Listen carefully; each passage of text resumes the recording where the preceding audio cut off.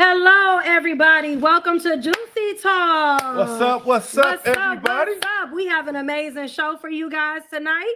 We're super excited. This is our season finale.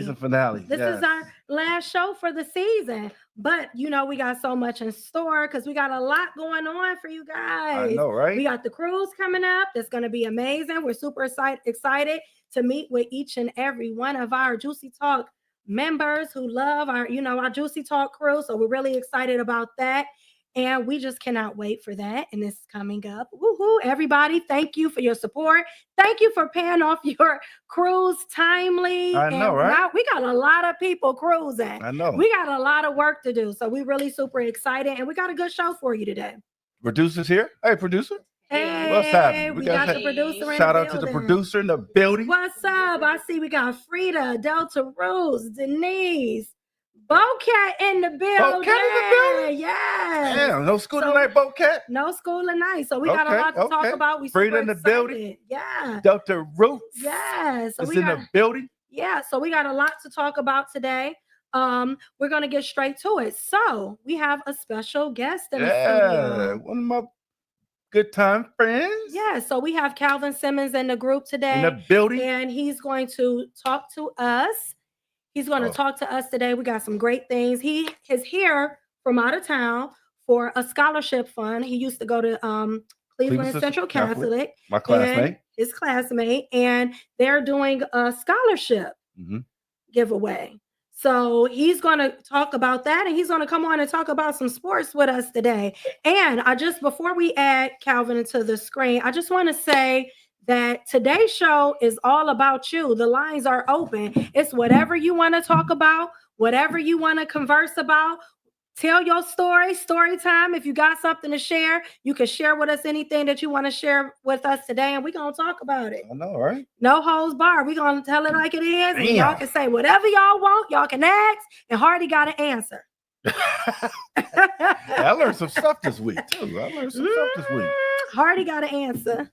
So. I got an answer. You got an answer? Just you. Oh, damn. Okay. Rules don't apply to me because I'm juicy. Okay. So let's get to it. You coming in today, producer? You'll take a peek in? The producer, she don't know. She don't know yet? She ain't on that. Hardy keep trying to get her on camera. It's the season finale.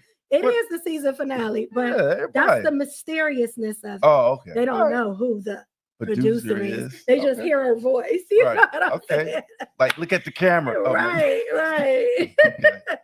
It's great. All right. So, welcome to the show, Calvin Simmons. What's up, Calvin? Hey, what it do? What's up, man? Thank you so very much for coming to Juicy Talk. We are excited to have you here today. And so before we get into the topic that we're going to discuss, I just got a couple questions for you. Can you speak on a scholarship that you're here for this weekend? Well, every year we have me and a group of, it's an organization. It's called the Blueberry Crunch Bunch. And that's just a name that the student athletes of Cleveland Central Catholic, mainly the football team, but I just made it for all, student athletes at the school. And we just come together and we have the students fill out we ask their coaches to get the players who you feel is worthy of the scholarship. Okay. And they submit a essay. And with the essay, I'm not going to say me because I'm the chairman. So actually people who give, they look at and decide, out of the ones that they have, who they feel is the winner. Now, if it's a tie, I'll break the tie. But outside of that, each person who donates every year gets the opportunity to pick the topic. Like last year, it was how does it feel to be an Ironman? The year before that, it was how do you prepare for your opponent the next day? And we just, we look at it and then the winner gets the scholarship. But the scholarship basically comes from the Blueberry Crunch Bunch. That's what we give, and that's us. But the school has tagged along, and usually whatever we give, they are to match whatever that we give as well. So it's double trouble or double goodness for the student athlete. So how long is this going on, Calvin? What year is this? Say what, sir? What year is this? How long has this been scholarship? The scholarship has been going on for 4 years. This is the 4th year Okay. that we've been going, that I've been doing this. And every year I travel up from Atlanta whenever they let me know of the particular bank. This year is the first year of a banquet. Usually it was being given away at another form of celebration, I guess, for the students, smart students, when they give it for people who went to class and people who have these great point averages and everything else. But now it's going to be held at the banquet where it's just for sports, football, baseball, basketball. The coaches should be there. The parents should be there. It should be a nice thing. Awesome. Awesome. It sounds like a great thing and a great thing that you guys are doing. Yes, ma'am. So. Hey, Kat, was you want to talk about the little story I tell you about real quick about my number 57, how that came about? Okay, if you must, I have formulated a way that we can all speak to each other on the chat line. So every time somebody would say something, the way you would know who it was, the other person was calling them 2 or 27 or 38 or whatever their number was. Right. Okay. So I believe Julius got a little bit, he didn't have a number that nobody knew. So he told me that his number. I'm sorry. So he told me his number was, he said, "Hey, Cal, I got a number." And I said, "What was your number?" He said, "I played freshman football." "Oh, okay. What was your number when you was a freshman?" He said his number was 57. So I started thinking about it. I said, 57? I don't know. And then I said, well, and I asked him, I said, "It sounded like you just picked that number because of Heinz 57 steak sauce." Right. He started laughing, and he said that's why he did it. He admitted to it. Right. That's where it was. That's the story. Yep, that is hilarious. Yep. So we're just going to get straight into it. I know that we wanted to talk about the draft with the Browns. So let's get to it. What do you think about Shedeur? I think he's basically it's almost like I want to say poster boy, but I don't mean it in that way. I mean the opposite. They was someone that was placed on the spot. He was someone who I feel that they were putting in his place. In other words, letting him know that no matter what you think you are or who you think you are, you never, we're going to show you what we can do. And that's the reason why he dropped to the 5th round. There's in the history of the game, there's nobody who has as much credentials as he had. Because if you remember, he was picked to go as high as number 2 to the Browns. How do you be picked as number 2 to the Browns, possibly? And if the Browns don't take him, the Giants was going to take him, maybe. But there's no way he slips to the 5th round. It's just, no matter how you say it, there's no way. It doesn't matter what anybody thinks. Oh, they say he had an attitude problem. They say, the Giants put out some bad stuff on him, saying, I won't be there for you to draft me and all this other stuff. But no matter what you say, because you got to go back and look at people who had problems. Johnny Manziel. We picked him in the 1st round. I'm trying to think of more quarterbacks that had issues, but they still got picked or just players. Warren Sapp. And the thing is, you've never heard anything negative about never. this kid. You've never heard about him in the media or heard anything about him getting in trouble. He's very much Christian based. That's how he lives his life. And he's been very vocal about it. And they seem like what you would call, I guess, the all-American family, except for the color, not the right color, and I just feel like it's unfortunate because when you think about Eli Manning and Peyton Manning and what his father as a coach did for his boys and talking about he's not going to this team, it's crazy that they would have this same, that they don't have that same standard for the Sanders boys. They're arrogant and because they're confident, they're saying, oh, they're so arrogant. And I just feel like it's unfortunate because this is just a man who loves his boys, right? And what's wrong with being open and saying, hey, I'm confident. Well, I think what happened is it's not Shedeur. It's not Shedeur. You have to look at everything that's taking place. Deion was, when he was first over playing in I think it's the SWAC, when he left and he came from the school he was at, he came over to Colorado. One of the things he did, he told the guys, you don't want to be here? Get on the portal. He was telling them, my quarterback is coming. He was basically being who Deion Sanders is. So then what he did was he retired Shedeur Sanders' jersey as well as Hunter's jersey. And there's players who played for Colorado for the longest, like Stewart used to be quarterback for the Steelers, and he didn't get his number retired. So a lot of hatred takes place there that Deion has always been who he is, me being, there in Atlanta, definitely, you still hear about him. And it's Deion. So it's like, okay. And then when he comes in and you want to think you have the ability to carry on with that same attitude, well, we're going to show you, you ain't Deion. And plus those days, we don't do that. You're not going to be able to do what you think you're going to do. And like you said, never did anything, didn't curse. He didn't get in trouble like so many other quarterbacks have. He never did any of those things.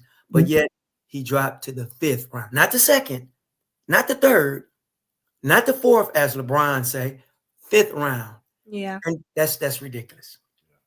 Crazy, he was the 144th pick to be exact in the NFL. That's ridiculous. What's more ridiculous than that is if you look at all the quarterbacks that were drafted before him, and he was better on stats than any of the quarterbacks, because one of the things they complained about, they said this year, there's really not a franchise quarterback. So, but the Titans took the boy from Florida. Sorry if I don't get these names because I'm rolling. But they took the boy from Miami, not Florida. He was the number 1 pick. Mm-hmm. Then everybody, like I said, the Browns pick. And the Browns dropped out and dropped to number 5. I have no problem with that. At first I did. But when they dropped out and they picked up a 1st round pick, okay, and you still had the number 1 pick in the 2nd round. The defensive lineman from Michigan was supposed to drop no less than 5, and he didn't. Cleveland got him at 5. I think they should have got Gentry, but they got him. Okay, that's fine. We'll let that slide. But the linebacker they picked out of UCLA, they knew that, what is his name? Number 6, our linebacker, JOK. They knew JOK wasn't going to be playing that year. So they went and got that linebacker, but the linebacker is not, I'm not going to say anything bad about him. I don't know about him. I didn't know about him until they picked him. Nobody knows about him. And then you furthered it by getting the young man out of, come on, Drew, help me out. He played at Oregon. You got him. And he's a short guy. Nobody had him picked to go as high. So you would ask yourself, why did we pick him that high? It's because, I'm sorry, it's just my opinion. And I know a lot of you may not agree with me, but I think as long as Kevin, I call him Stupid Ansky. That's what I call him. As long as he's there, and I call the other guy Scary, not Barry, Andrew Scary. As long as these guys are there, then we're going to have problems, because these guys, to me, I just don't see as them having what it takes in order to be what we need. I don't know what happened. Y'all still here with me? Oh, Cam Ward, he didn't play anymore. Cam Ward is the best quarterback in this draft. Well, you are entitled to feel as you feel he's the best quarterback, but then I'll just ask you, what has he done in order to make him the best quarterback in the draft? Now, yeah, you can take him because they said he can throw the football from different angles and he has all these things, but then you could say Shedeur's complete percentage is better. You can't really say he played against better competition, Cam Ward, because who did Cam Ward play against in the S? What's one is that? The SEC? No, that's not the SEC. He played in the other one. I can't think of what it is right now, but he played with Virginia and all them people. That's not the SEC. SEC is Alabama and all the boys. Oh, gotcha. But the point that I'm making is it wasn't competition. I'm just saying, even if he was the number 1 quarterback, okay, I'll give you that. He can have it. Who's the number 2 quarterback? Please don't tell me it's any one of them guys, any one of the guys who went before him. That's what I'm asking. It wasn't Dart. It wasn't, what's this boy's name? They got this guy was almost 30 years old. I know he's not 30, but the old man, he even got drafted ahead of Sanders. Wow. All these guys went ahead of him, and you wouldn't give this kid a chance, but that's okay. Browns fans, that's all right, because I believe in God, and I believe that our Savior just arrived. He went through the mud. They talked about him. They dogged him out. They did all these things, but I got a feeling when it's all said and done, that young man gonna turn some heads, and I'm hoping that we got what we've been looking for. I hope you're right. Well, we gonna see. We gonna see. We having a couple technical difficulties. We don't know what's going on with our camera. Because I'm getting the questions. It says another question was, what makes Sanders a good quarterback? And I was just answering them. The only thing that makes Sanders a good quarterback is technically his ability to process what's above his neck. Has nothing to do with his arm, just like for Tom Brady. It has nothing to do because Tom Brady he was drafted in the 6th round, and he ran the slowest time I've ever seen before in the 40. So you can't, when you say what makes Sanders a good quarterback, that's what makes him, his ability to process a play and get the ball where it needs to be, his accuracy. You look at his interception to touchdown ratio, it's all good. Now, please understand me. That doesn't make him any better than any quarterback because this is the NFL. So we won't know until they play. The problem is because they drafted him in the 5th round, he won't get the snaps. So we might not get a chance to see him as much as we want. So that's the only problem. I hope we get a chance to see him, but I think Sanders is a better man.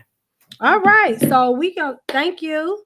That's what I do. We can't wait to see. We're gonna find out what happens in the season. It's coming. I know, right? And we all excited to see him play. And I hope we're gonna have the opportunity to really see him play.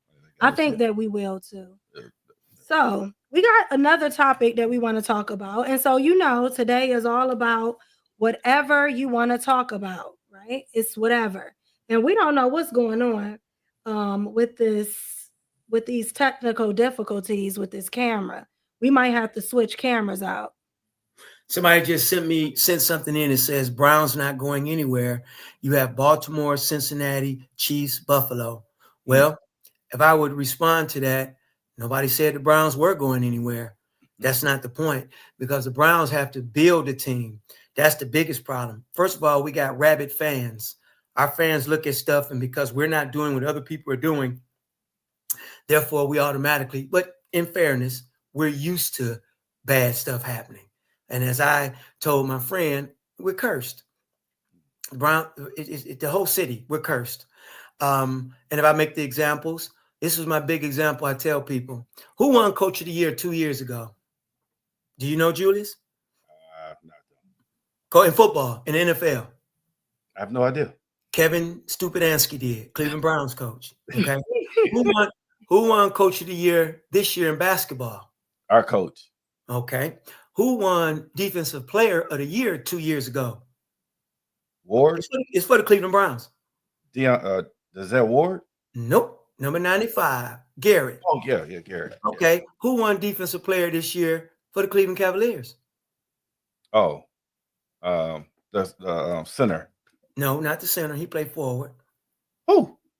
He made me forget his name. That fast. Come on, man. How can I forget his name after you done went through? Okay, I ate a pop to me, but he won. No, because you hit me when I thought you would have known him. That's begin with M. It's Mobley. Mobley, yeah, Mobley got it. Okay, so that's the same as the Browns. When 2 years ago, when the Browns played against Houston, everybody thought, man, we ready. Because we had the best wild card record. We was playing against Houston. We just beat Houston's brains in the week or two before. We just did it to them. So we just knew everybody in Cleveland was fired up. We know we're going to win that game. What happened? We got our heads cracked. The quarterback came back and they stomped us and embarrassed us on national TV. Look at the Cavaliers. Runaway. Best record in the NFC, in American National basketball. So, well, not the whole thing because the Thunder had a better record, but we had the best record in the Eastern Conference. In the Eastern Conference, we had the best in the East, and got through what's the name? Swept Miami. Everybody in Cleveland, oh, we ready? It's going to be Cleveland against Boston. Getting ready. What happens? We get embarrassed and lose again. So I'm just trying to say I can't say much about the Guardians, but I'm just trying to say that. It's just unfortunate. We get bad luck. Well, hopefully it's our year. You don't think it's the coaching? No, I think that it's not our year based on the schedule. The schedule says it's not our year. So that person who chimed in and said the Browns are going nowhere, he's right. They're not. Their schedule, the Browns may have the number one pick again next year. the top pick, because what it is first of all, you got the old man, Flasco. I call him Flasco, not Flacco. He's 40 years old. He's one of your quarterbacks. Then you got the boy Kenny Pickett, who was with Pittsburgh, and everybody saw he's not the one. He went over to Philadelphia, and when he got to Philadelphia, he was one of the bag of quarterbacks. They won a Super Bowl. He didn't have nothing to do with it. You know, Watson, he's done. Watson's done. You'll never see him take another snap for the Browns. Then you got the 2 rookies. You can't win like that, sweetheart. Then I challenge anybody on the line, and then I can't really do that, but without looking it up, name the receivers, the wide receivers. And after you name the wide receivers, tell me by looking at your defense, who do you feel on your defense is somebody that's going to really, do anything any different than they've done the last 2 years? Number 0, I forget his name. I just call him by his number. 0, because that's what he play like. He's a slot corner. Number 23, he used to be the man his first year. I was like, oh, everybody was like, what a steal. Ever since then, all I see is the back of his jersey. And coach always say as a cornerback, if all I can see the back of your jersey, you're getting burnt. And that's what happens to him. You got Delpit. As soon as they paid Delpit I ain't seen what he's done as a strong safety. Then they had the boy from Kansas City, I can't think his name. They let him go and picked up the Pittsburgh Steelers free safety on free agency. So this is the Browns are in a rebuild process. Myles Garrett came back because they paid him all that money. And Myles Garrett knew Browns wasn't going to trade him. So he was like, you know what? If I'm stuck here, I'll make the best of it. And he did. And that's it. Okay.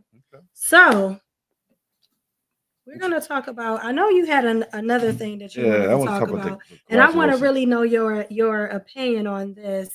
You got the Calvin. clip, right? So we're going to go to the clip. Yeah. It's the first clip. Check this. So we're going to come out the studio and we're going to go to the clip. And so you guys can watch.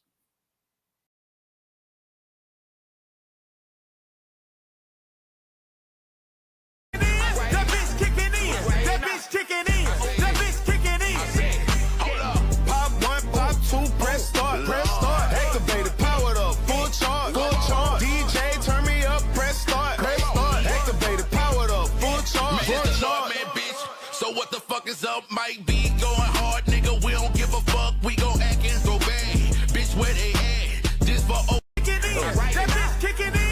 That bitch kicking in. That bitch kicking in. Okay. Well, it's a couple of things about that. Number one is that music that I was listening to. Is that the music they were playing? It was not. No, that was not. That was just the clip that we could find of it. To put on the show. Okay. Well, if I base my I'm sorry, go ahead, Julius. You just say this though, right? When for some reason we didn't show all the clip because the clip that I saw was women twerking, guys it was in there. Oh, okay. But I didn't see the twerking, but I was looking for that. But Julius had told me about it. I've heard about the video. And somebody else told me they was twerking. So we know during this season. I'm sorry, my bad. I'm just saying. So I ain't even saying nothing. I was just about to give some content to the video. Okay, what content? The content that I was gonna give to the video was just the fact that during this season, it's been a lot of different videos going around from different schools, different colleges and everything, kids running on stage, doing backflips, doing their sorority and frat stuff and doing backflips. It was a boy who did a backflip and fell and landed on his head.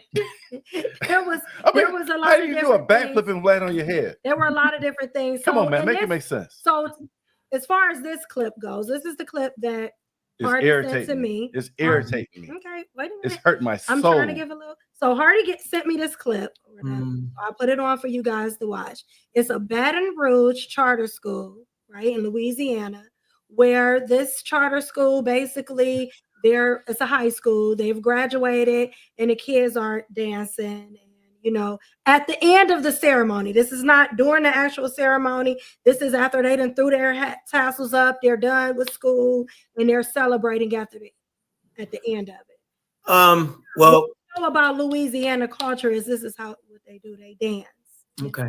Well, the first thing is, as I said, I wanted to know what was the music? Was that the music? Because Oh, No, that no. was not music. I was gonna say now that's the first that's definitely inappropriate because you got parents there and probably little kids there, and you know that was kind of that music.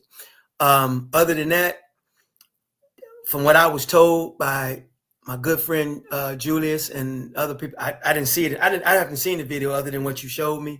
So I'm gonna have to say I didn't see nothing wrong with it. Okay. And the reason why I don't see anything wrong with it is because the kids graduated. That's a plus. That's why they was all there. And they deserve the right after they going there to 4 years to be happy, to celebrate, to dance.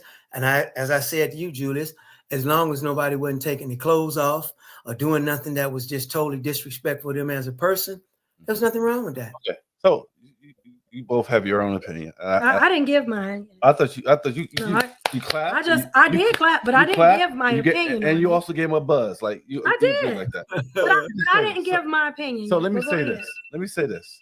I think that was utterly despicable. And the reason I say that because one, I get you're a high school student, but you still have to carry yourself with some type of class. You know, the twerking, the backflipping, the whole thing, running around like it's crazy. It's like the building was on fire. I just think that was so unnecessary. Now that's No time to interrupt you, sir. okay. I'm sorry, sir. Okay. I'm sorry, my brother. That's okay. That's okay. I'm saying I'm sorry, my brother. Taking it out on you. That's what you really I'm not It's doing. all right. I can take it. All I'm saying is, I just think that I can agree with accomplishing things and things of that nature. I can understand like the different generations and things, but at some point you gotta like have some. And I don't want to use the word that have some class about yourself, but it was utterly unacceptable behavior. But you also have to put this into respect. You know that the younger generation is always trying to up the other generation. One group is always trying to up the last group. So what we saw was that video. I'm willing to bet you it's another video, like you said, might have been 2 or 3 people, but the guy did the backflip. Might be somebody come out and they just did this. Well, this particular class got together and said, this is what we're all going to do. So therefore, they put themselves, they knew what they was doing, and they wanted that type of attention. That's why they did it. They got it from me. But it's worked. But it's worked, though, because you and so many other people, it went viral. They got what they wanted because you watched it. They didn't do nothing, but they're not going to jail. They're still going to go to college. They're going to do everything. And for that one moment, they had the opportunity to just, oh my God, we did it. They're just happy. They're just thrilled, whatever the case may be, go home and have a good time. Now, Julius, if it's possible, I'm not going to say you, but I'm just going to say, I know a whole lot of other people, if they would have had that type of thought back then, hey, this is what we're going to do. When they call the name, we go across the stage, we're going to line up and do our fraternity walk or whatever. It's people who do that now. So they are high school. So let me just say this though. And this is my thing about it. Come on, sister. Culturally, right? It is a part of our culture. We have so much stripped away from us during slavery and different things like that. When you look at Africa, it's no different than African culture whenever we get together, like in African culture, they get together and they celebrate through dance. It's no different. They do different tribal dances. They shake their behind. And these are considered sacred tribal dances. So what you're seeing is the excitement of the ancestors. I don't care what you say. You can laugh. You can laugh, but I'm really not laughing. honestly, it's certain things that are passed down genetically. Let me finish. It's certain things that are passed down genetically that we celebrate. We still do. If you go to Africa and you visit right now, they're still sitting on the porch barbecuing, the men talking to the men, the women cooking in the kitchen, and the kids playing in the black. That's just like every cookout that you have here. We haven't even been around each other to know that, but it's still happening because it's embedded within us. So I don't feel anything is wrong with these kids celebrating in the way that they see fit to celebrate. And we're always trying to be accepted by their culture or somebody else's culture instead of really embracing our own. Why can't our kids individual? I'm giving her a horn. Bang, bang. She's right. Julie's just, our kids it is. individuals. There's nothing you can say about that.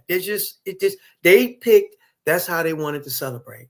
And as long as they wasn't doing anything that was really like I told you, pulling their dresses up or doing anything like that, that's all it was a dance. Now, when that's over with, they'll go home, they'll go to eat, they'll go do whatever. And hey, man, we really enjoyed ourselves because I'm done with that. That's 4 years. We don't know what they went through. I'm happy. We all together. We got to do it. Let's do it all together so we won't get in no trouble. That's how they did it, all together. Exactly. And if you know anything about Louisiana, it's a lot of societal, I would say, hardships that people deal with down south, especially in, Baton Rouge and, New Orleans and stuff like that. They're not paid as much. It's just a lot of lower class. I wouldn't even say lower class. That's the wrong word. It's almost like a foot is on your neck. Right. Trying to keep you down. It's not. It's all We communities. had the same problem here in Cleveland. There's people that always put on our neck. Being a person that lived in Baton Rouge, I get it. Living down south, I get it. I'm telling you, and being born here in Cleveland and moving down south and living in Baton Rouge and Louisiana for years, I'm telling you, it's a difference. The rights that we have here, always different in South. They don't have it up north. The voice, the freedom is just not the same. And it is an old boy, the good old boy system down there that you couldn't even begin to understand. Well, you have to know that this is where it ain't about better. The Jim Crow and all that other stuff started in the South. That's why my parents was born in Opelika, Florida, and my mom was in Opelika, Florida. My dad was born in Eastman, Georgia, and but they moved up, which a lot of parents did. They moved up north because that's where the jobs and stuff was. And if you watch the movie Ray, when he was talking to supposedly whatever the guy's name is, I can't think his name, but when he was talking to him and he told him he wasn't going to play anymore in those, I'm just going to say the Chitlin circuit was basically in the South. Right. Up north was a better place for African Americans during that time. So I just want to say this. I mean, I maybe I'm a little disconnected with the youth, but I mean, like, I think it's a time and place for everything. Mm-hmm. I just don't think the time for women to be twerking and I wish I could have seen the twerking, Jew. I didn't see it in that video. I'm gonna watch that video. Watch it again. But the fact of is there's other people that's watching us. Meaning, when I say other people, they already have an image of us already. So we're playing right into that whole scenario. We don't know how to act. We act foolish at the wrong time, and I it's like that stigma that we have already that people that put in place for us. So let me ask you this question. Let me just say one thing. I was finna attack him. Go ahead, sister. You're attacking me. You ain't gotta attack.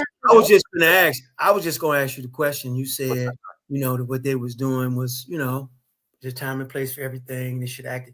Okay, who put in place that you had to walk in line, turn your thing to the side, your tassel to the side, and do everything according to standard? That's because that's standard. That's what it's supposed to. No, I'm just saying, follow the normal rule that has been going on for years. You just happen to have a group that said we're gonna do something different. That's all. It's called change. So they did something different. I just want to. I'm sorry. No, go ahead. I just feel like hot topic. Somebody brought up the topic about us having a low success rate. And that's why we don't have this standard. I feel like this new generation, one of the things that I appreciate about them is that they're setting their own standard. they're not waiting to be accepted by anybody else, but they're saying, guess what? I'm coming in and I'm kicking the door in. I'm not waiting for you to tell me I have to play this system. Because in our generation, we played the game. You understand? That's what we knew. So we played the game. We did what we were taught. But now they're creating their own lanes. They saying, you know what? I don't have to. I'm gonna be a millionaire, but I'm not gonna be a millionaire because I'm gonna work this corporate job and move up to a CEO. No, I'm gonna start my own business. I'm gonna brand myself. I'm gonna use my talents, my natural gifts, and I'm going to do something different for me. And they have a lot of young millionaires. They starting off very young because they're creating their own lane for themselves of it, and they're not waiting to be accepted by anybody else. And I think that every generation before, right? So the generations before our generation complained about our generation.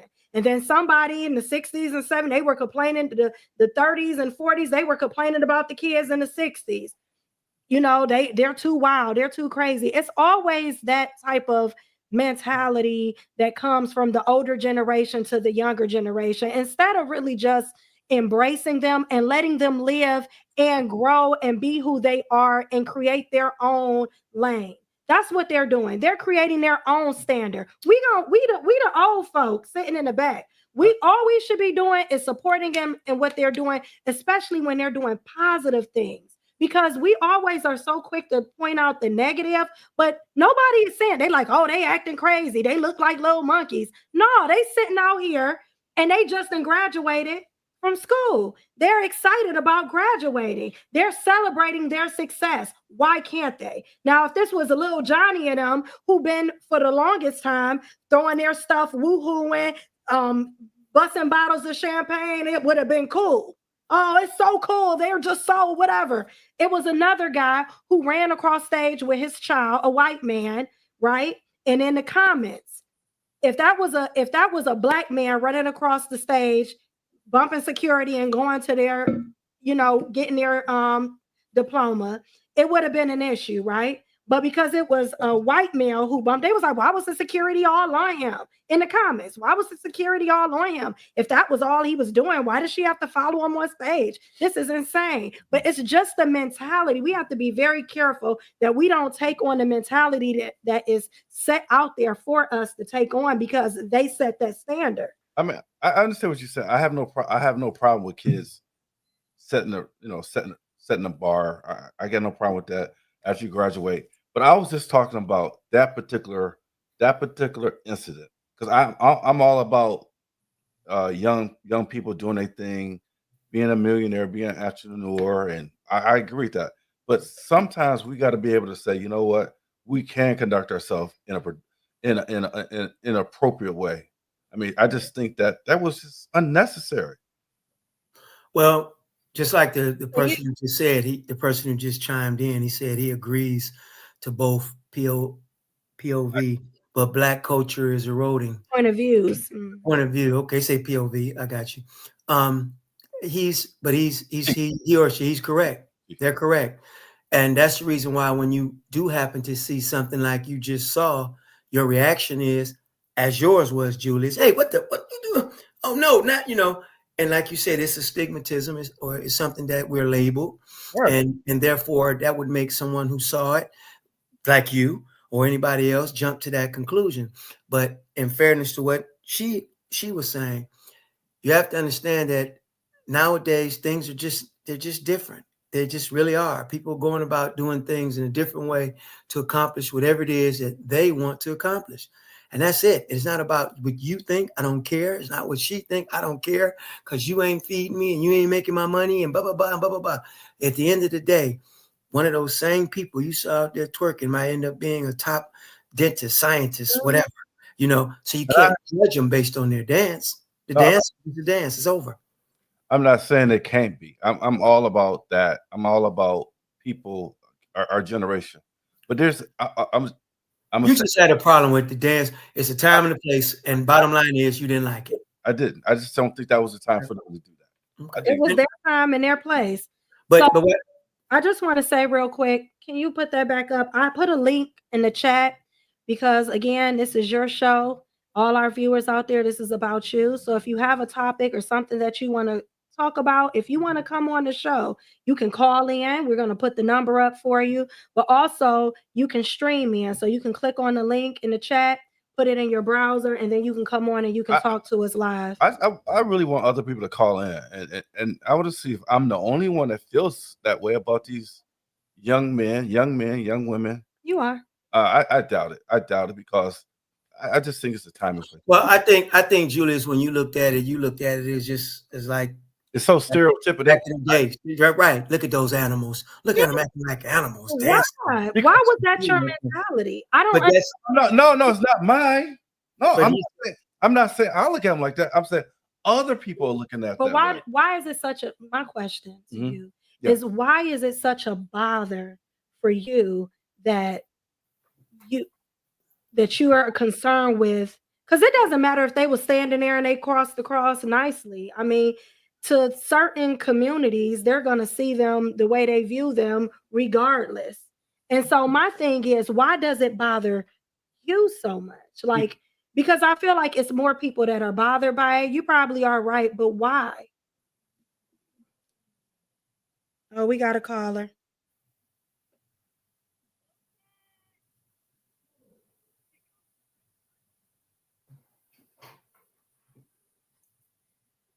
All right. Welcome, Bocat. Hey. Calvin, can you hear? Yep, I sure can. Okay. Can you guys hear me okay? Yeah, we can hear you. Fine. What's going on? Welcome to the show, Bocat. Welcome to the show. I know you got some insight. Give it to me.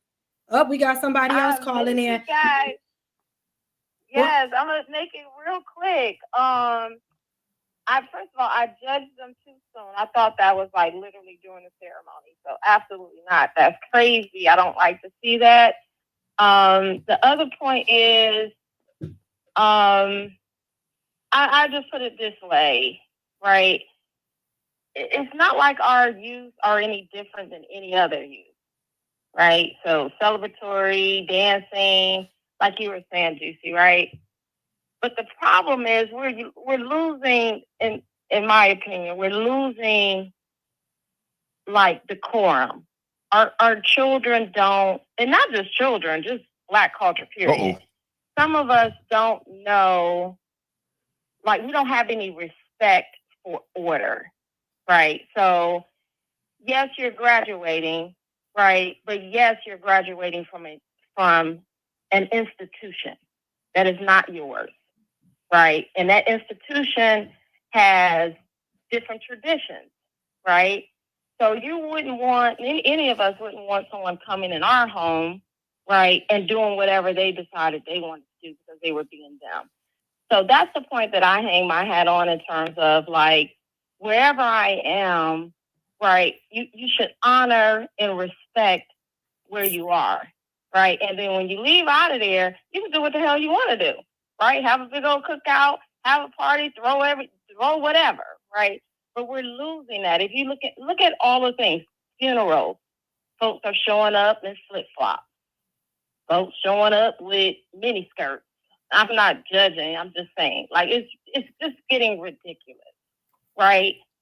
And so that's my point. It's like, where do we draw the line? And we used to have a little sense of dignity about ourselves, even being poor, being, in poverty. We still had a decorum where we were respectful for institutions, for organizations, for different types of events. And I think we're just losing that. And I don't think it's like, oh, let them do what they want. It's like, okay, you can do that after this is over with, right? Look at some of the videos even showing kids and young people, older people too, acting an absolute fool in restaurants. Like, I went to a sports restaurant and it was like two chicks. They were twerking when the music came on, and then like people are eating. Why do you have your ass twerking in a restaurant when someone's eating? This is Were not you a at club. a bar? So Was you at a bar and grill? Like, were you at a sports bar? bar? I was at a Boston sports bar, which one side is the family side, the other side has the bar, but it has tuck tables. So was it music playing? Was it a DJ? It was music playing. People. No DJ. Music playing. People having drinks. People at the table, right? Eating. So this is one thing. Let me ask you a question, Bocat. Uh-huh. I want to ask you a question because so you said that you judge these kids prematurely, right? Because you thought it was at the beginning of the ceremony. And you said I thought it was in the midst of the ceremony. Yeah. Okay, no. So it was at the end. But I will say this, when you're right about culture, right? Anybody that knows who has lived in or knows New Orleans culture, it's a dance music culture, right? That's Louisiana. It's like a whole vibe, bouncing city of jazz and music, right? And dancing, right? And so this is part of the culture in Baton Rouge. It is. It's part of the culture. It's what they do. The dance that they were doing is a dance that is very much a part of the culture, and you see it everywhere. The babies do it. The grown-ups do it. It's like a whole thing for everybody down there. That's just what they do. And I also feel like, part of the reason why I think that decorum is leaving when it comes to our youth is because we are so judgmental when it comes to our youth that we don't actually give them those tools that they would need because they don't respect us enough to receive from us because all we do is judge them. And there's a reason why we judge them. It's never should be a reason because anything, in my opinion, if anything that our youth and everything that our youth are doing that is inappropriate, it is a reflection of their rearing and how they've been raised. So we must got some really messed up parents. Then. Well, we do have messed up parents, but it ain't just the parents. Who is it? It's not just, it's the community in a whole, because it takes a whole village to raise. So you just as much responsible. Because if you can sit up and you can judge them based off the things that they're doing, but you're not taking the time to pull them to the side to teach them better, then you're also responsible. Okay. You know what? Let me just say this. I literally cringe when I go to the gas station and when I see a whole bunch of black guys, young kids. That's so sad. No, I feel like that about your own people. But what do you say? So what do you say? I'm He irritated with me right now. I'm not. No, I'm not. I'm listening. I don't have you on video. I'm listening. I'm not irritated with her at all. We just don't. Some things we can't agree upon, and it's just like. That's okay. I mean, it's just like. What? I mean, get out. I mean, what are you cringing about? Because I didn't hear that part. What I cringe about when I go to the gas station, it's like three, four guys with hoods on, and I don't know why they're standing around these gas stations. So I don't know if I say something to one, if I say something to one of them, hey guys, how you doing? What's up, OG, and all this stuff.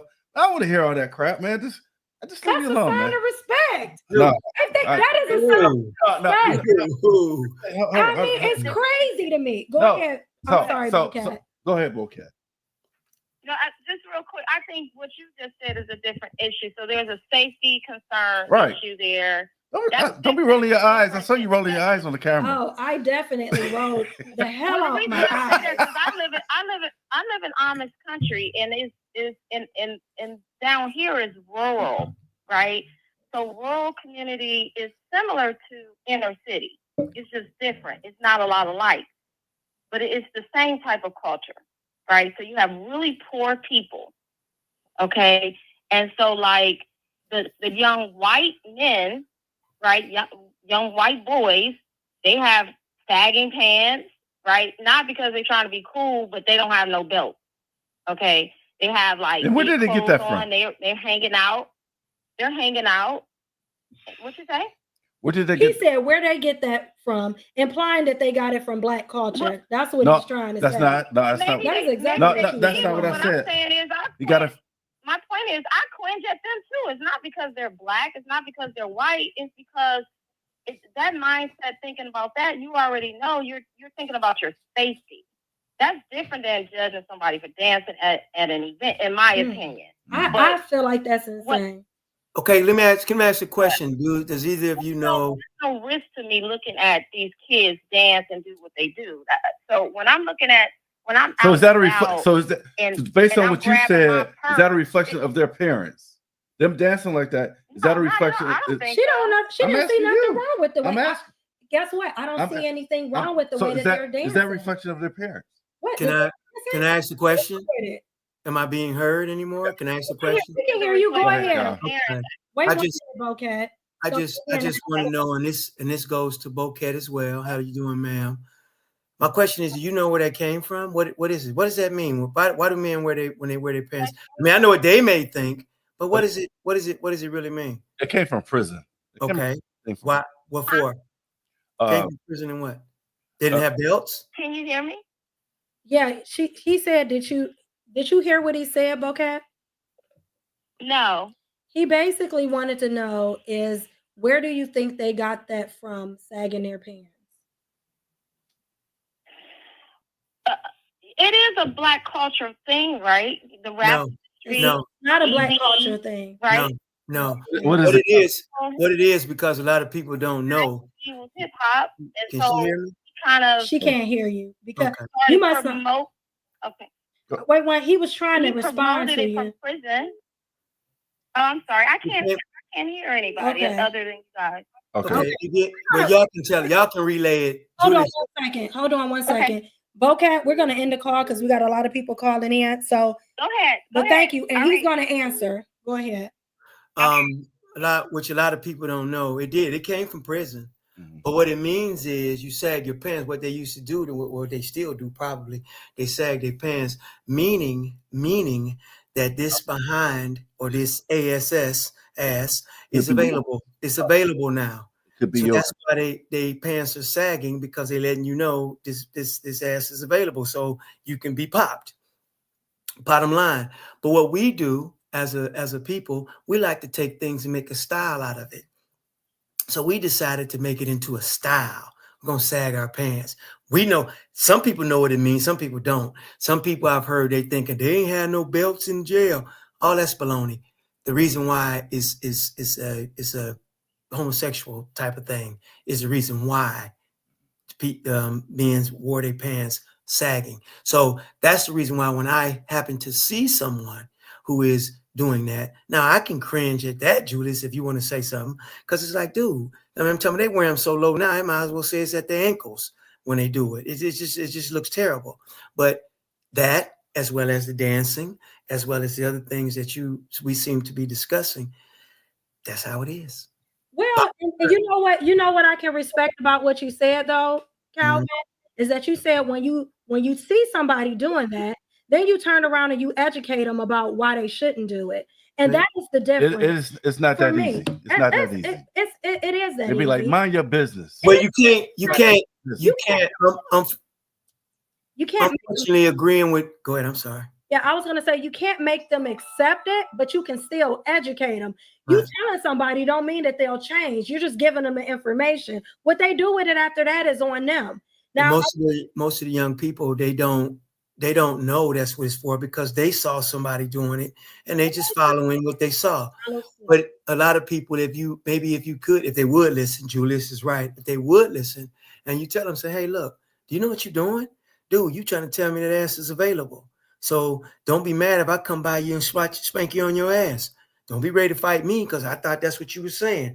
If you come by somebody who really did some time and they see something like that, now that's what they're used to seeing. So you don't know how they're gonna react to you because you sagging your pants. Right. You think you're a punk because you sagging your pants. So the problem is that, getting back to the what's the name, I understand what everybody is saying, but I mostly understand what you were saying, Juicy. It's what they doing down there. And the only thing they was doing was a popular dance, and they was involving everybody in the stands and everything else. I got you, Jew. Come on, man. It's graduation. Go in there, get your what's the name, walk off stage, say a couple of good words, maybe track a joke, do a headstand if you want to, whatever. But keep it mild and simple and keep it moving, because we got more dignity than that. But these particular people, again, as I said, they wanted to show how they felt the way they felt without breaking the law, So if they're acting this way in high school, don't mean nothing. So how are they going to act when it's time for college? What's next? Julius, that was just something that they did at that moment, that time. They were kids. But even in college, they're acting ridiculous. Even Julius, you're judging them. I'm not judging them. You are judging. You are, Julius. All I'm saying You is are judging. have a And little you're judging class them off of about one- yourself. You're Have a judging little them off class. of one moment. Julius, you're judging them, Julius. You're judging That's one moment. That's one one thing that they did, Ju. You are, and it's okay if that's what you want to do, but you are judging. We're That's- all having an opinion. We're all judging them. So You at the shouldn't. end of the day, it's based on one moment in time, and that aggravates me about our society. Is because I feel like I don't care right, wrong, or indifferent. Right? I am not about to judge the youth of our community like that. I'm not, especially if we're amongst each other.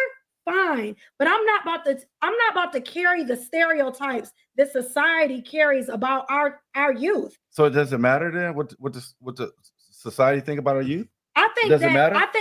I think that society. That's a yes or no Regardless- answer. No, it's not a yes or no answer. Society already has judged our youth. My son, who is in the Navy, who is an outstanding citizen, who owns his own home, who has all these different things going on that's amazing about him, right? Can walk down the street and get shot by a police officer who thinks that he's just because he's black and he got on a hoodie going to the gas station to get some gum. And that's a problem. That is a society problem. That is a problem. And when people that look like me and you carry on those same mindsets, then it becomes a real issue because who's protecting them then? Because Julius, you did say, Julius, that you cringe when you go to the gas station if you see the guys. Yeah, I do. Okay, so based on what she just said, she's making all the sense in the world. So therefore, if you have a problem with it and you are black, can you imagine what somebody else what kind of problem they may have with them? You know, so she's right. You judging, you saying you're not, but you are. You're looking at some young kids at the age of 17, 18 years old, graduated, had a good time. That's over with. Moving on. Look, Julius, you are judging. It's just a moment of celebration for them. That's how they was trying to express themselves. They are happy and grateful. That's all I told you. That's it. Now, if you see that same person doing it again, then like you said at college or they just got a job and you seen them, okay, you have a right to say what you feel. But other than that, man, that's past. That's over with. Moving on. That's all it was. Let them kids celebrate the way they feel like. I have what? I actually what? What other? So it was a couple people. I want to say they told a few guys. They said that they told a few guys about pulling up their pants, and they did it. You know, whoever that person when it came on. I want. It was a couple of people who were trying to call in. If you want to call back, you can call back. If we're on a call, we can't take your call at that moment. I think it was BX tried to call in, and I think it was Denise. So if you want to call back in, you can and get your point across before we go on to the next topic. My thing is, listen, I just hate, and I use the word hate because I hate when we let society dictate how we feel about our own youth, right? And then because what happens is subconsciously what happens is you see them as the enemy too. And so then when things happen, like you see them with a hoodie on, you become fearful and scared. I have not ever seen a young person and felt scared of them. I just haven't. And I've had a young person try to take my car. You know what I'm saying? And I looked at that boy. He have a hoodie on? He did not have a hoodie on. And let me tell you what. You know what was the crazy? You want to know what the crazy thing about it was? What's that? Because I looked at him like his mom, and I was like, I wish you would. I tried to run his behind over. So but I'm gonna tell you this: you should have to even do that though. You should have to look at him or say Kids something been like that stealing to cars. your own. Kids been stealing cars and trying to steal cars since they was from the beginning of time. It is not a federal offense. You shouldn't go to jail for the rest of your life. Oh my God! You shouldn't be stealing cars. Period. You should not. You should not. But you shouldn't go. You shouldn't be put on death row and executed before it either. And so this is my thing. We know that the system. We know that the system but they is doing it. They unbalanced. killing them. But I'm saying we know that. But what can we do about it? Listen, let listen, me tell you, the boy I seen. Never put yourself in a situation where you had to beat where the law, where you put yourself where the law has to make the judgment for you. Never put you in a situation like that, like stealing cars, robbing. Those come with consequences. When you do stuff, those come with consequences. It may not be the best, but they come with that. I would say this, and I do have a different perspective because I've worked for 20-something years with the youth in our community with at-risk youth, right? So I will say this. I have talked to young men who have stolen cars. They steal cars, right? But you know why they stealing cars? Because it's a grown adult that is telling them to bring it to the chop shop and they're getting paid. So where's the parents at? The parents is on drugs. The parents have abandoned their kids. They've been raised in the foster care system. It's a plethora of reasons why they don't have families. Well, what happens in that situation is that when they do, as you said, get the younger person to go in and rob, if the young person gets caught, they get a slap on the wrist, do a little maybe juvenile time, get fined, whatever, and they out and gone. The older person don't get in no trouble. That's why they get the younger people to be the ones to do the stealing. Get a call. You got a caller. State your name, your age, and where you calling from. DJ BX calling from East Cleveland, Ohio. PJ, go with him. Get him, East Cleveland. Get him, dog. How y'all doing? What's up? Welcome to the show. Is this your first time calling? No, it's not. I called a year ago. All right. Okay. Well, welcome back. Yeah. Okay. I'm about to. I understand where he's coming from. It's a time and place. I got that part. I get it. But at the same time, we talking about Louisiana, which was a slave port, and old cultures lived and survived there. So now, me as a DJ, twerking is I see on a regular. But so what I did, I looked into it, and what I found out that twerking is a dance characterized by thrust and shaking hips and buttocks. But the roots of it is African. And it is used historically in Africa during celebrations and religious ceremonies. It came from West Africa, from, excuse me if I say it wrong, Mapuka, from Cote Dover, which means it's isolating the hips, and it's a celebration because within the hips is the key, the life force. Okay. So it's a way of celebrating life. Now to us, because we aren't used to seeing that, it's a shock to us. I don't think it's a shock. It's a shock. What you felt to realize, I don't, excuse me, I may not saying this right. I understand what you're saying. Again, I just feel like there's a time and place for everything. I just feel like that was not the time for that. That's it. Go ahead. What else were you saying? I feel what you're saying. I got you. But if you weren't raised in New Orleans, it's gonna be like. So. And I agree. It sounds like everyone's. But both parties got vital points. Thank you, BX. We used to. Here's your degree, your diploma. Thank you. Hey, mom. Hey, dad. This is on the high school level. This is just on the high school level. So what are they going to do next on a college? They're going to grow up. They're going to. Oh, is that what it is? I mean, because that's what happened. No, Julius is saying. I've seen the college ones, and it's no different. I've seen the college. It depends on what college they go to. Because if you go to a HBCU, it's accepted. They were laughing and joking and happy about it. They was all throwing up they sorors and frats. They was all doing all their. No, why is it different? They were all dancing. They was stomping. They was doing the same thing. What's the difference? So it's not the decorum. It's not the regular expected decorum. Go ahead, my man. What Julius is saying. I think this is what he's saying. He's saying this.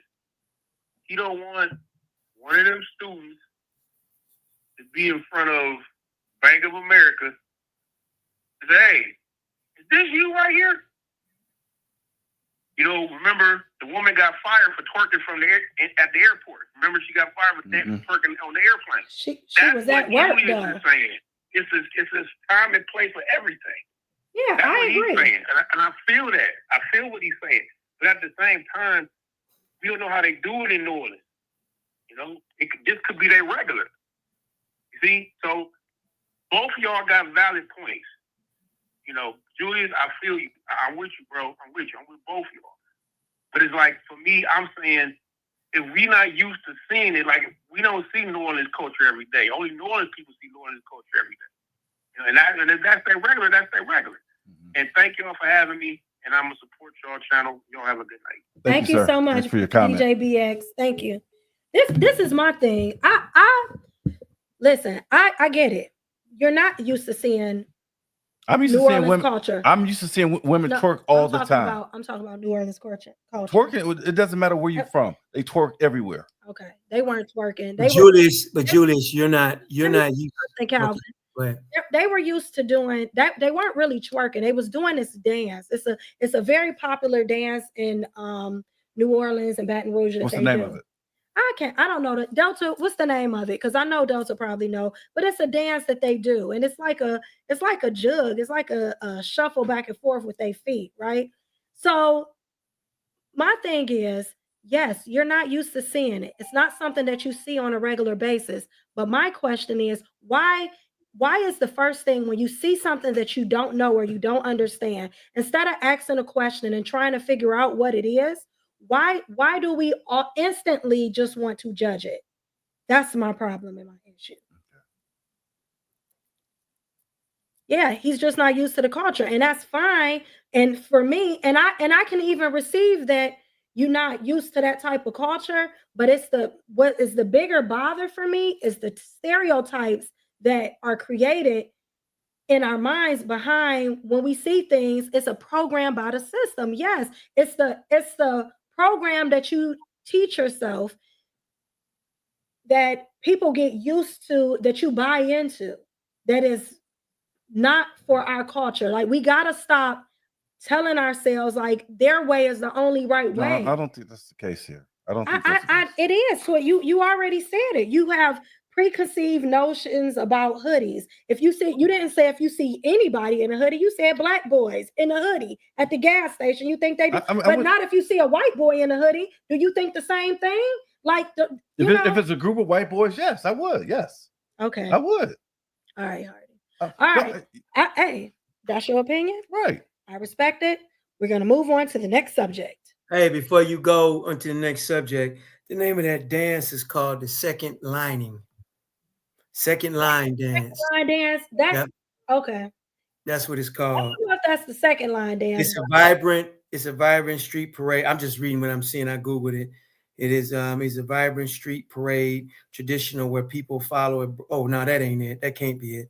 But it says people follow a brass band and dance with. No, that ain't it. That ain't it. Never mind. Skip that. I didn't say that. It has nothing to do with my age, not whatsoever. So we can cancel that. Somebody said because your age is 40 years old. It has nothing to do with my age. It has everything to do with your age. And I'm not saying, but it does. Because and the reason why I say that, Hardy, is because as we get older, we become more conservative. No, and it's just how it is. No. It is how it is. It's a natural thing to be more the wiser you are, the less risk you take, the wiser you are, the more things that you are. No, it's called growing up. It's called being mature. Call it what you want. Calling it mature, mature, age, whatever. It's the same thing. No, what I'm saying to you is, and I've said this in the show. What I did in my 20s, what I did in my 30s, what I did in my 40s, we all changed. And again,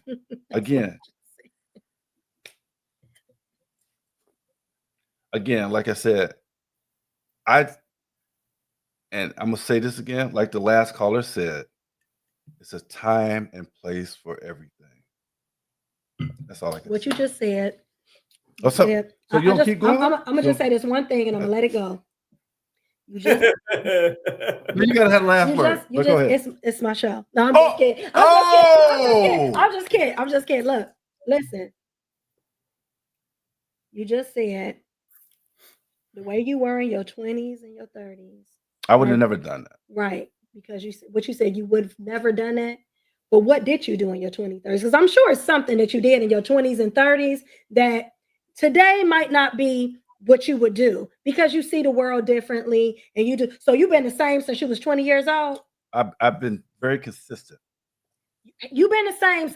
Okay, maybe you wouldn't be dancing, but you're going to sit up here and tell me that you the same person at 20 that you are at 60? My way of thinking is different, 59? but the way I think is different. But It- my attitude and my behavior is pretty much consistent. They can't be. Yeah. And you know why they can't be? You know why Anybody they that know can't me, be? anybody You that want to know know me, why they can't be? why is that? Because nobody is the same at 20 as they are at 59. My level, Not one person, unless they are developmentally delayed. No. Okay, because no, I'm gonna finish my comment.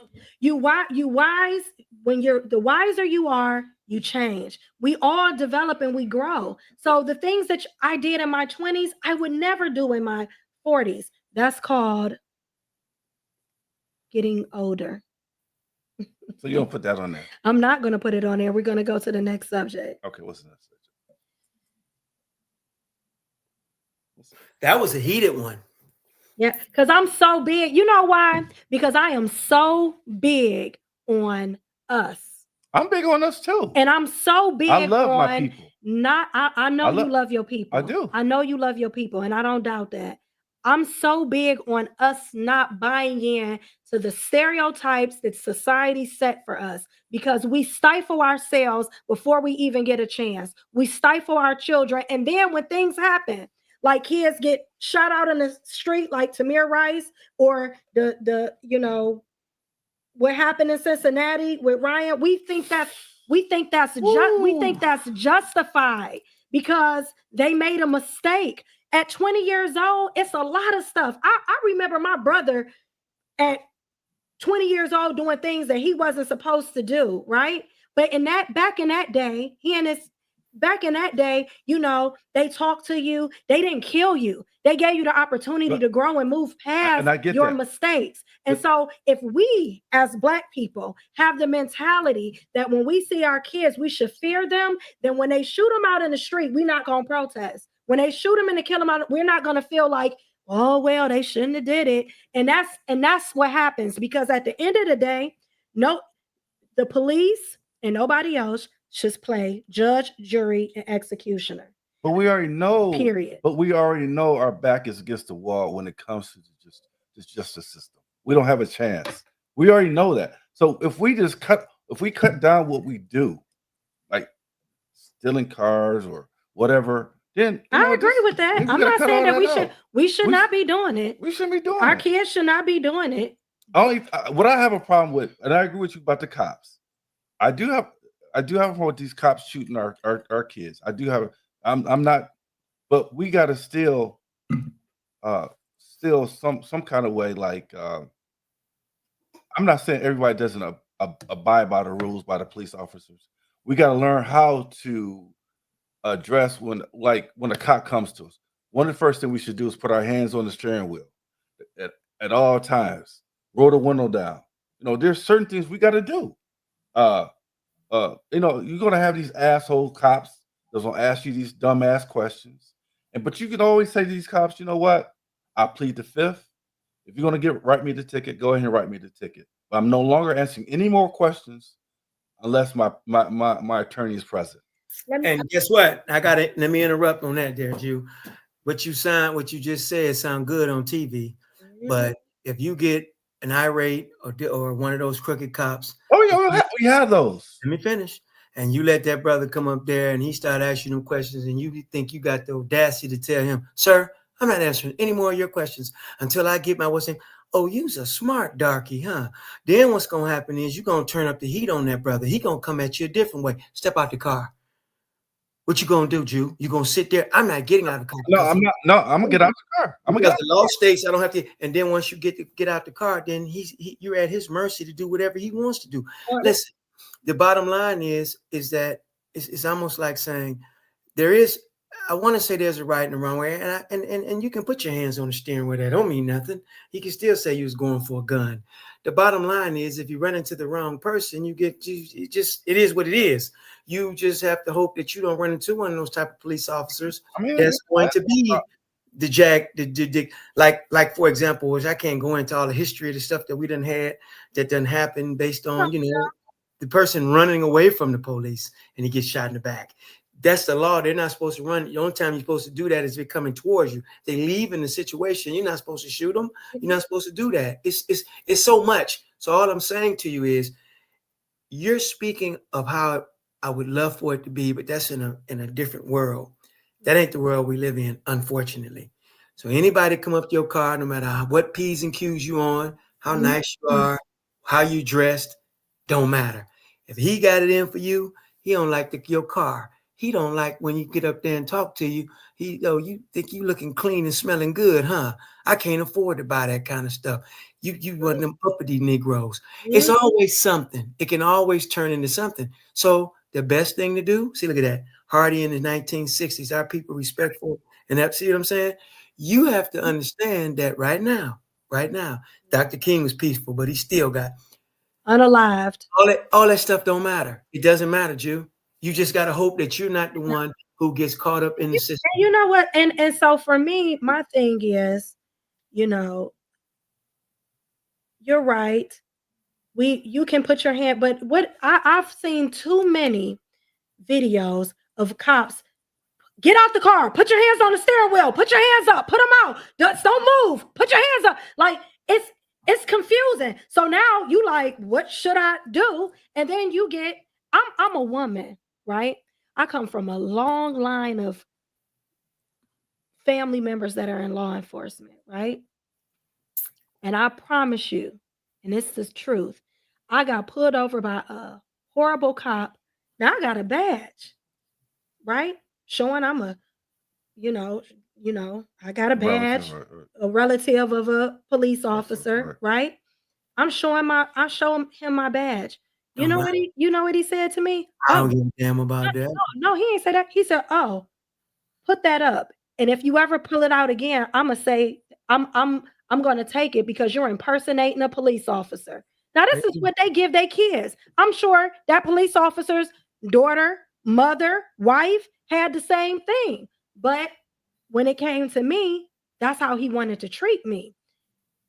And so I'm a woman. Well, in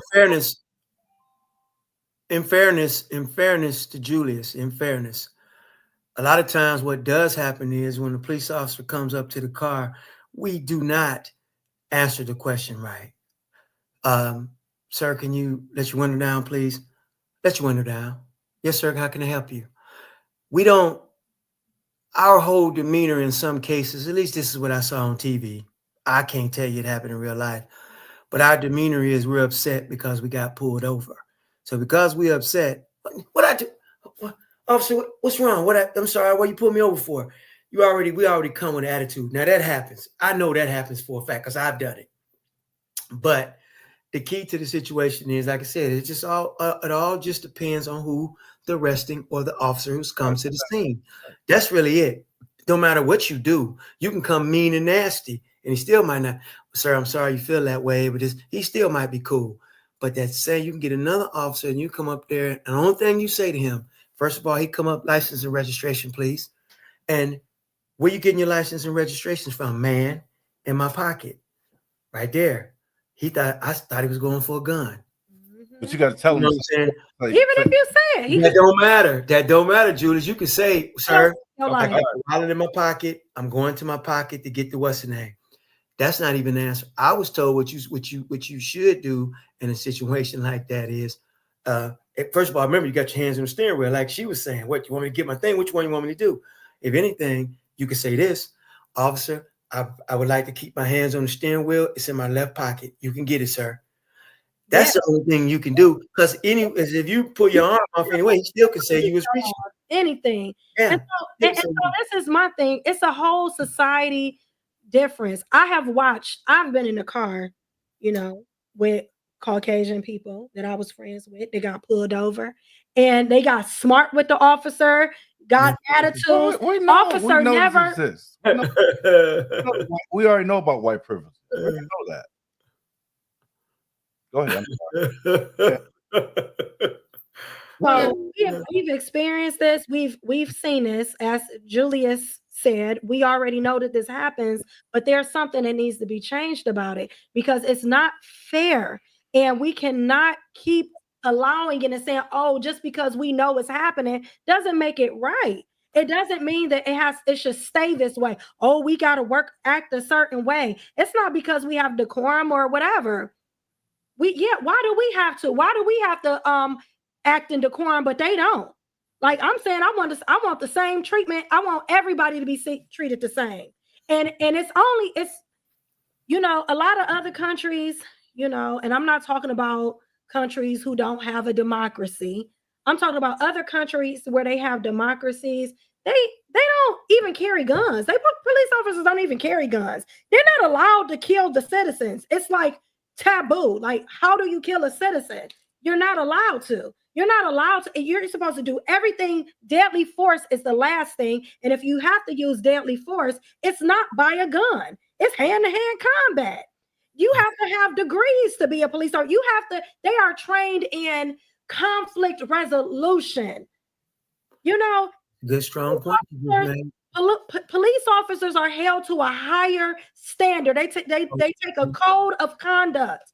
We can't hold them. We have to hold them to a higher standard than the person that is a criminal.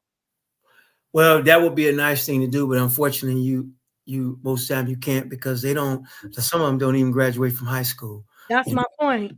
And so therefore you can't, how they say, you can't get pee from a tree or whatever the case may be. So it is what it is.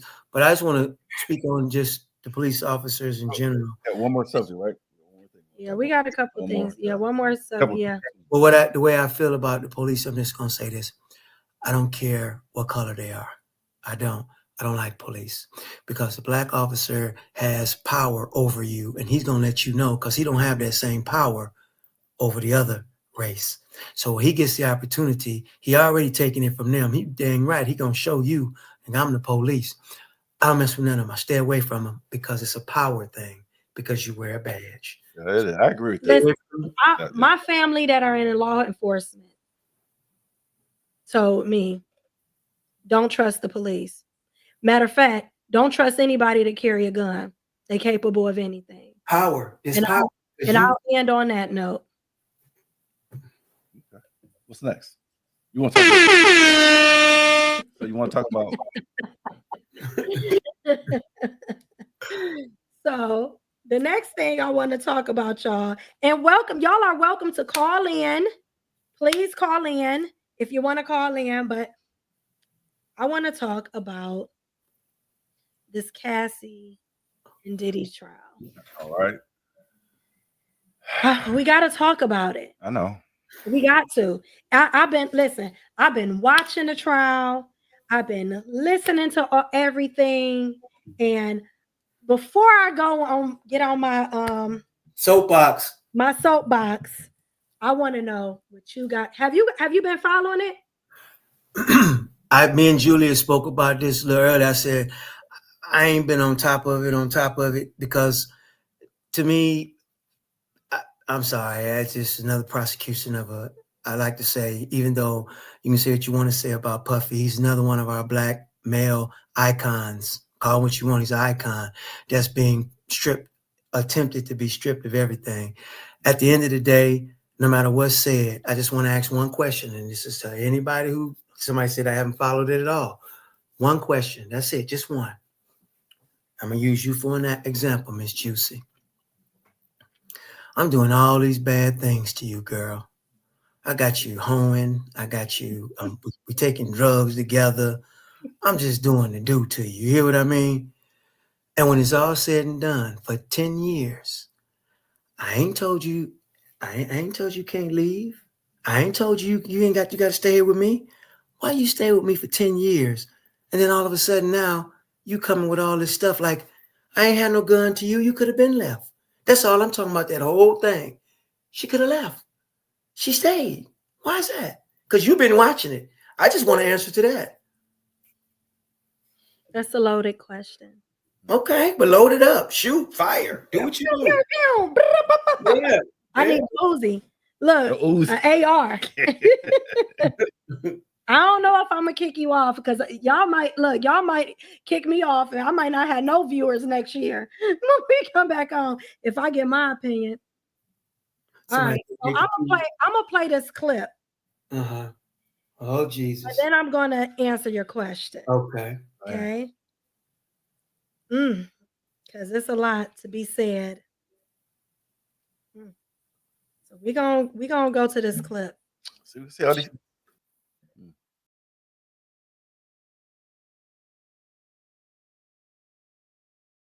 Grab your popcorn and get your ears on because day 7 of the Diddy trial was insane. So his ex-assistant, David James, took the stand and spilled tea that had jaws dropping. David said when he'd prep Diddy's hotel rooms, usually Trump International, there'd be 30 to 40 pill bottles waiting, Viagra X, Percocet, sperm boosters, and to keep it quiet, Diddy made him buy condoms, lube, and baby oil on his own credit card, then reimbursed him in cash straight from a Louis Vuitton bag full about $10,000.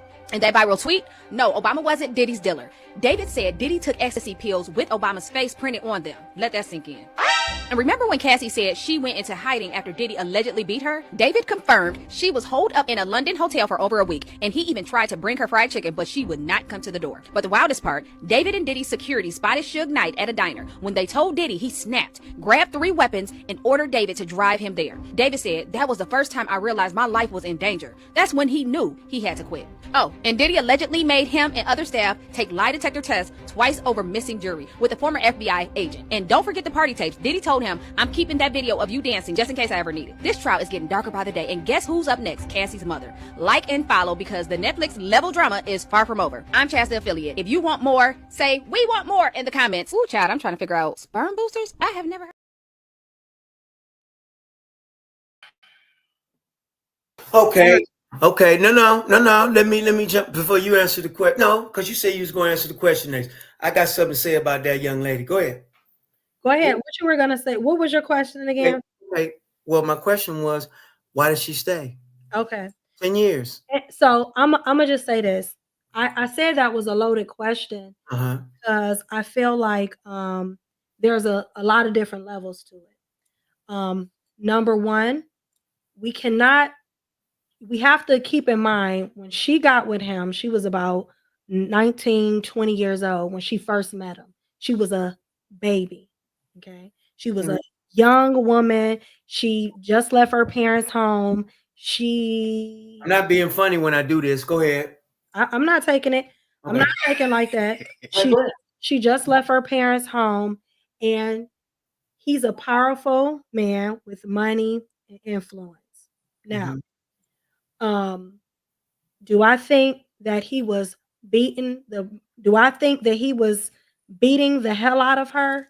Absolutely. Okay. Kicking her behind every single day? Absolutely. Is Diddy a piece of shit? Absolutely. Okay. He's all of those things. Did he manipulate and take advantage of this woman and mistreat her? Yes. Absolutely, he did. Got it. Okay. And I feel like that's why she stayed. But the bigger issue is not why she stayed, right? Because in her mind, she was in love with this man. She loved him, the good times. She just kept trying to get back to the good times, kept trying to get back to the point where he loved her. If I just don't make him mad, if I do this, and it's just like kids who are abused by their parents. You know, a kid who's abused by their parent, no, they still love their parents. Even if their parent beats the shit out of them every single day, they still gonna love their mother, still gonna want to be around her when they grow up, when they become of age. Too many times kids been taken away from their parents, they get raised by somebody else, and then what they do, they go right back to their parent when they turn 18. Okay, so let me ask you this, shoot another question in there for you. So based on everything you just said, what's his crime? What did he do? What's his crime? So that's where the tricky part comes in. Because in my mindset, watching the trial and listening to everything, the only thing that he's you know, being a bad man, being a ruthless. He's absolutely wrong for stuff that he did. Domestic violence. That's a crime, right? That's But go ahead. I don't feel like they are, because it's all, for me, it's all about what you can prove, right? And so I don't see where right now they have a RICO case, because RICO means coercion. You have to, and the only person that he was forcing to do anything was his staff that worked for him, right? And they're saying he was forcing Cassie. So the only person that was part of his criminal enterprise is Cassie. Okay. And because she was the one who was ordering the male prostitutes, she was the one buying plane tickets. His staff was buying plane tickets, but she was the one paying them all. So I would say that is not being proven as of yet. And unless they can, in the human trafficking so I don't see where it's a RICO case. The human trafficking aspect of it, if you take a male prostitute and you fly him from Miami to Las Vegas, then that is human trafficking, technically. But that's such a broad way of seeing things that it is absolutely provable if they can show that Diddy was the one who did it himself. But he was smart and calculating in the fact that he had her do it because he knew that he could get in trouble. Now, so far, this is a domestic violence case that they couldn't make a domestic violence case. They've been wanting him for a long time. They think he's a piece of crap, and he is. And they couldn't get him, so they trumped up RICO charges, and they trumped up, sex trafficking charges. He was in a relationship. I don't know what that sound is, but he was in a relationship with a woman that where they did, swinger. They lived a swinger, wild sex lifestyle, and they both were willing participants. And I feel like, personally, if you're going to charge him with the crime of sex trafficking, then you have to also charge her with sex trafficking as well. And that is the problem. And I agree. And they played her again. And I agree totally with what you're saying. But this is the way, unfortunately, I have to look at it. And I'm going to go into something that can tie into the exact same thing. Let's go back to Bill Cosby. Bill Cosby supposedly put the Mickeys, I'm gonna call it Mickey, and the drugs and drink. That's what they was doing during that time, putting them things in the pill. Them I forgot what Quaaludes or whatever. They was doing that. He wasn't doing nothing no different than nobody else did. You got to think about it. And one of the women who all of a sudden said that he raped her, it was Lou Ferrigno. I don't know if you know who Lou Ferrigno is. Lou Ferrigno is a guy who played the Incredible Hulk. It was his wife, the Incredible Hulk, this huge big white man.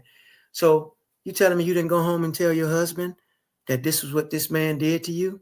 So I don't want to get into that story. My point that I'm making is that this particular situation with Puffy is a man who had a lot of money and a lot of time and nothing to do, and basically he don't have a life. So he did what a lot of rich people do. He just took it to the extreme. A lot of rich people do a lot of things that he did. They have freak offs. They don't have it as often as he do. They don't do all the things that he do. It don't come like he do. But it's something similar to what you said. But because it's a black man who did some of the same things that I can't think of his name, those two people who did the crazy things, and they got them in jail for whatever. But they was the stuff that they did. The one who hung himself hanging himself, and then the other one, the lady claimed that he had did some stuff to her. I almost said his name, but my point I'm making, he didn't do Epstein. Out of all of the things that you're saying that he is guilty of, being a piece of shit. Just hear me out. He's a piece of shit. Why? Because he was having freak parties and he had his woman doing it with him. And you as a woman looking at it, I would never do that. He ought to be ashamed of himself. He knew this woman loved him. He shouldn't have been taking advantage of her. He took advantage of her in a different way than some other man. He could have been a hoe. He could have been a pimp and out there selling her body. Don't nobody talk about the pimps who do the same thing to their women. They ain't on trial. So whatever he did, he followed suit like Snoop Dogg when he talks about, I don't know if he ever actually did it, but he pimped her out. That's what he did. Now, he did a whole lot of bad stuff, but she was taking drugs with him. She loved the freakouts. Oh, she was saying that because that's what she wanted to please him. And that's why she was doing it. And that's why I said to you, at any point, they said that how she was in, what's the name, and she stayed in there for a week or whatever. I saw somebody put that, send that in. She didn't have to stay in the hotel room. She could have left, been gone, leave the whole situation. He offered her, I think it was $10 million or something like that. She could have took it, been gone. But no, so you got kind of some of the facts messed up. So okay, break it down for me, sister. So I will say that basically what happened is she and this is my opinion. Okay. As she loved, this is my total opinion. Don't beat me up about it. Okay? No, if anything, if I do beat you up because you said I got something wrong, but then you said you finna give me your opinion. No, but this is wrong. This the part that you got wrong. Come on, Juicy. He didn't offer her $10 million. Basically, what happened is that she sent him a book that she had wrote because she was missing him. This whole time she was with she was dating her now husband. She was missing him. She was sending him messages, I'm lost without you. I don't know what to do, because she loved him in her mind, which a lot of victims do, right?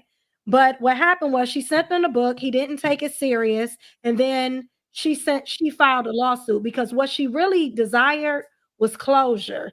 And she really wanted him to take responsibility for the fact that he hurt her.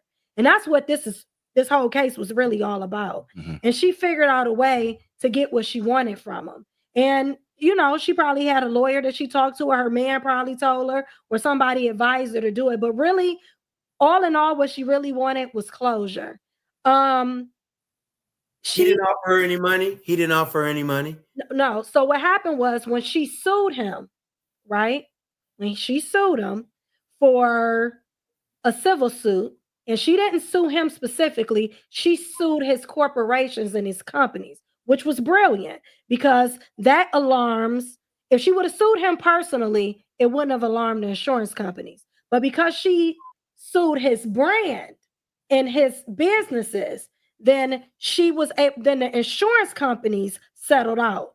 Is it any validity to anything that she got to say? Yeah, I was a piece of shit to her. Okay, well, we're not playing these games with us. It's too much money on the line. We're going to settle. She took her $20 million that she got from him. She took her $20 million. She's waiting on it. She ain't got it yet. She got her $20 million. Oh, she got it now? She has her $20 million. She got her $20 million and she went on about her business. Okay, hold on, sister. Hold on. I'm sorry. Hold on, let me ask you one question. Because this is what I know it's all coming to me a little bit clear. She's waiting on $10 million from the hotel that they're going to, that's the 10. I know it was 10 million. That's the 10 million. Go ahead. 10 million. So she got $20 million from Diddy. She was going about her life. But what the problem is, the feds read the indictment and the things that she said and how they traveled back and forth, right? Because they've been wanting Diddy for a long time. Yeah. And how they were traveling back and forth and flying out prostitutes. Mm-hmm. They was like, oh, we got a case because she admitted this on camera. Is that your phone? She admitted this on camera that she has this ability to, get this, that she did this, right? Mm-hmm. So, not on camera, in the indictment. So when they took the indictment, the feds read it, they said, oh, we got him, right?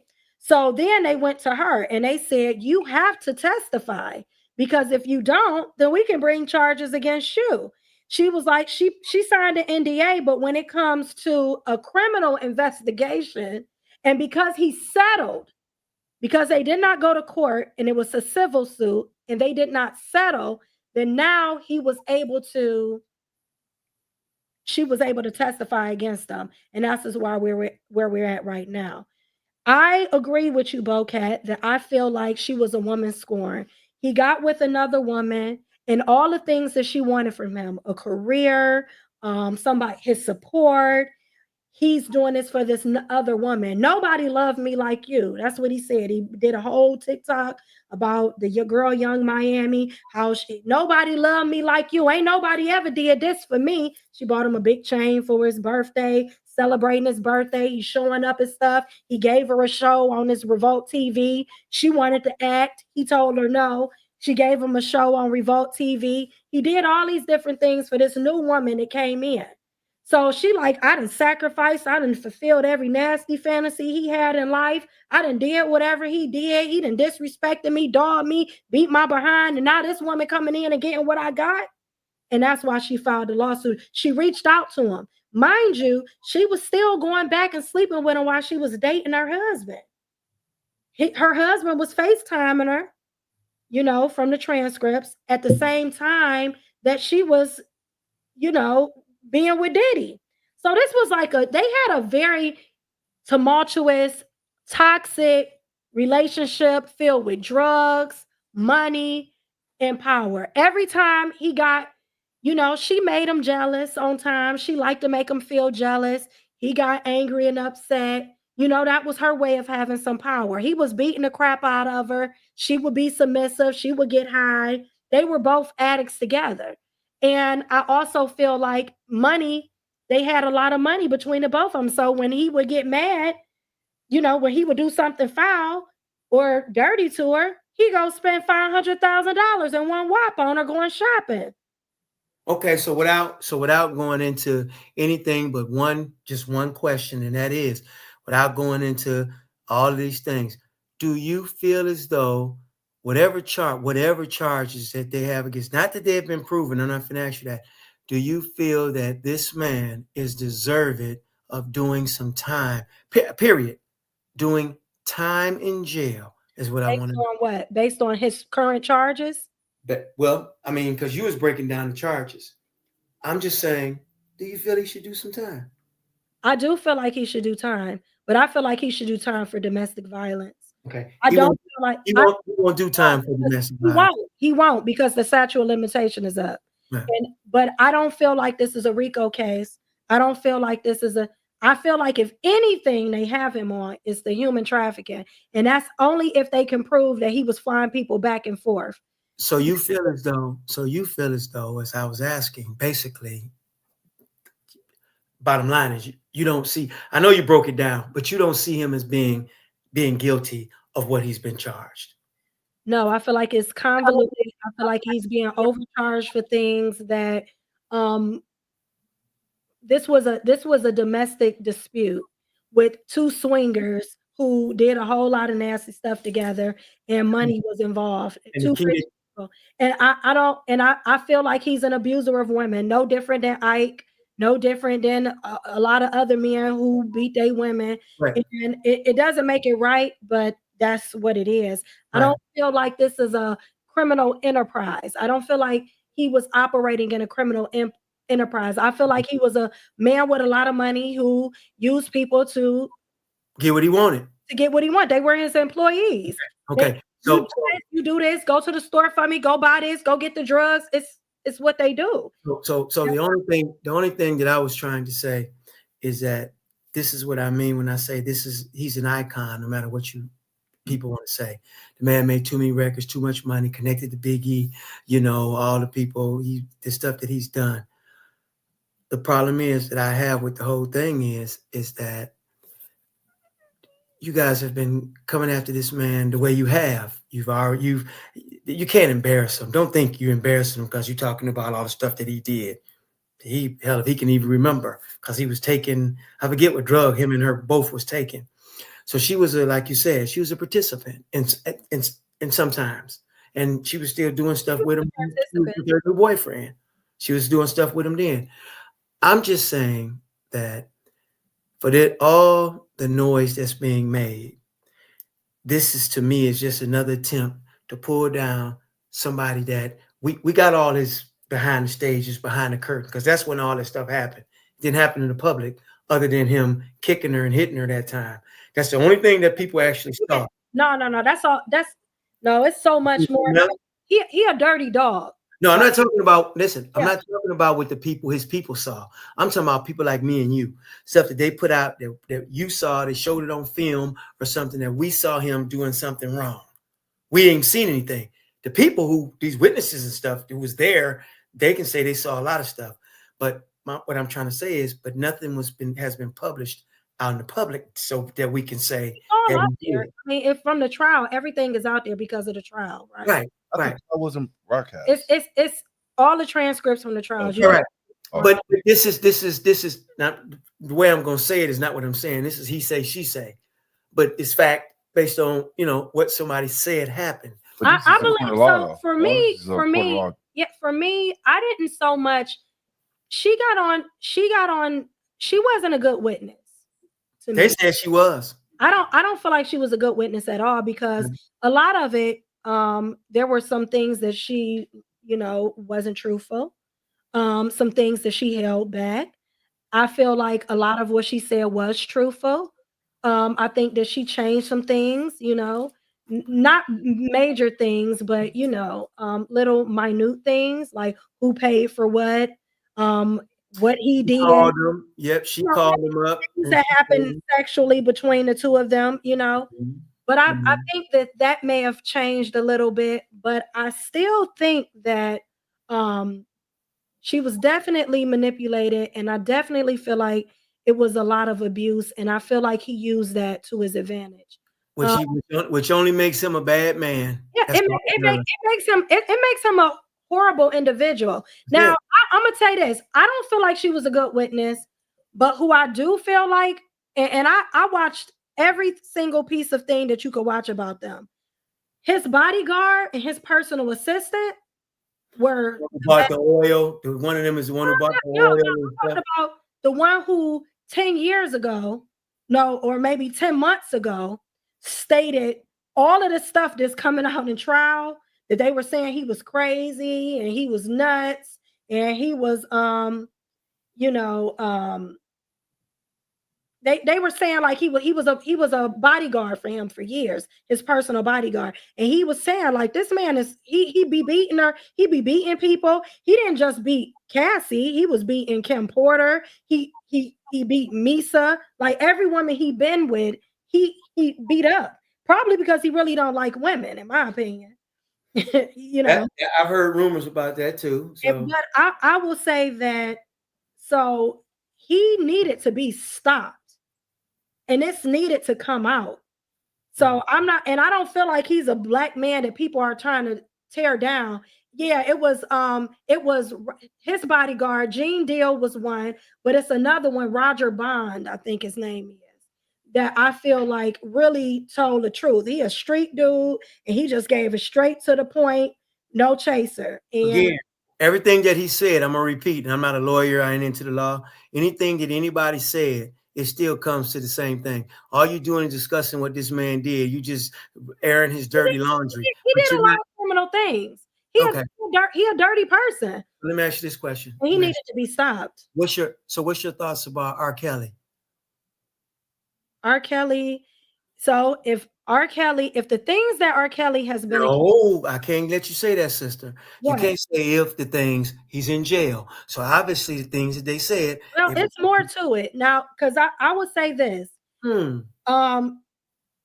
If R. Kelly, his biological daughter, said that he molested her, right? And he raped his own biological daughter. She got on TV, she did a whole documentary and said that he molested her. And I watched it and I believe every word she said, from the way that she described the things that happened and her breakdown of it all. I believe her. And so for how old was she when he did it? She was a 13, 14-year-old teenager. Wow. Not like that even mattered, but 13, 14-year-old teenager. He raped his own child. So he had sex with his own child. Okay. So for that, I feel like he needs to be in jail for the rest of his life. Okay. I can't deny that. Yeah. And so I didn't even know if I felt that way about his the women that he was in relationships with. But I definitely believe that 15-year-old Sparkle's 15-year-old niece that he slept with, he needed to be in jail for that too. Okay. So, but here's the thing. R. Kelly is not, I don't think, forgive me if I'm wrong, I don't think that R. Kelly is only in jail just for, actually, I don't even, it's not for just molesting young girls, I don't think. I don't know. He's in there for, he's got a bigger, he's in there for something a lot bigger than that, because that's why he's doing so much time. So they got him for something similar to Puffy and his racketeering. I don't know what they're saying R. Kelly was doing, but it's a bigger name for it, whatever it was. But in his situation, in R. Kelly's situation, and I'm just trying to say that similar to Puffy, is the girls and everything that R. Kelly, because I didn't know about the daughter thing. Can you pull up what R. Kelly charges was? I didn't know what the daughter thing was. But what I do know is that it was because of the girls that they said he kidnapped them, wouldn't let them go, and all this other stuff that they said he did. He was locking them in places for long periods of time. But supposedly, here's the thing: kidnapping somebody for sex trafficking is and with R. Kelly case, those girls testified that they couldn't come and go as they pleased. Well, I mean, and it was so many documentaries and so much footage of one of the victims' mothers who was like coming to the place, like, I want my daughter. She hearing her daughter there. I got her location. She in here. Why can't I get my daughter out of here? Okay. And he like, leave my place. You know? So let me tell you the part that may be missing. Everything that you're saying is 100% correct. I'm not arguing that. What I'm also saying to you is that what happens is that those ladies are the ones who turned their daughters on to R. Kelly in the first place. R. Kelly come out there and sing, and he talked to the mama and get the opportunity to talk to the girl. They allowed it. It was okay when R. Kelly was giving money and doing all the flashy things. But then once R. Kelly got the woman and you can't get your little girl back and all these other things, I'm not saying it's right. I'm trying to say the parents were the reason why R. Kelly got to these little girls. I disagree with you on that. And the reason why I disagree with you on that, yes, the parents allow him the opportunity to be face to face with his daughters. But R. Kelly is a grown adult man who knew better than to have sex with little children. Not if you got a problem. Not if you got a problem, you don't know no better. I don't care what your problem is. You know right from wrong. He knew that it was against the law to sleep with little children, because if he didn't, he would have been up public with it. I love little children, but he didn't, because he knows it's against the law. So he knew it was wrong. And you mess with little children. If you sleep with a little child, somebody 15, 16 years old, and you're an adult, like we know he did so many times before, he's a pedophile. He messed with Aaliyah. He messed with, Sparkle's daughter. And, his niece, and he was messing with young girls. And his teacher, his music teacher, said that after he graduated from school, he used to always come hang up at the McDonald's around the young girls, because that's what turned him on. But I will say that he was molested as well. He was molested by his own family member. His sister was molesting him. So, and his family swept it under the rug. So I'm just saying, I'm not justifying his behavior, but if you're a man who knows better, he got racketeering, 9 counts of racketeering, sexual exploration of exploitation of a child in crossing state lines, New York, Chicago, child porn. So that's what he was charged with. So those and all I feel charges like sound like so hold that back up for me. Sound like Puffy, don't it, Julius? No, but hold it up for me, though. All I was saying. So, exploitation of a child crossing state lines. If you move a child and you didn't have sex with her from across state lines, that is trafficking. And so people need to know that. So this is what my take is. But you shouldn't be messing with no kids. Yeah, that's some nasty shit. I don't feel sorry for R. Kelly. I just, I don't feel sorry for none of them. Part of his sentence should have been he should still be able to make music. Okay, so here's my thing. Let me just say this. in that line business, like the entertainment business, the music business, what people fail to realize sometimes they bring up these charges about these artists, and may be true, but some of the things we also need to know that, like for example, like Bill Cosby. Bill Cosby was a very rich man, and he wanted to buy, I think, some Channel 3. Channel 3, and then all of a sudden all these charges came about him.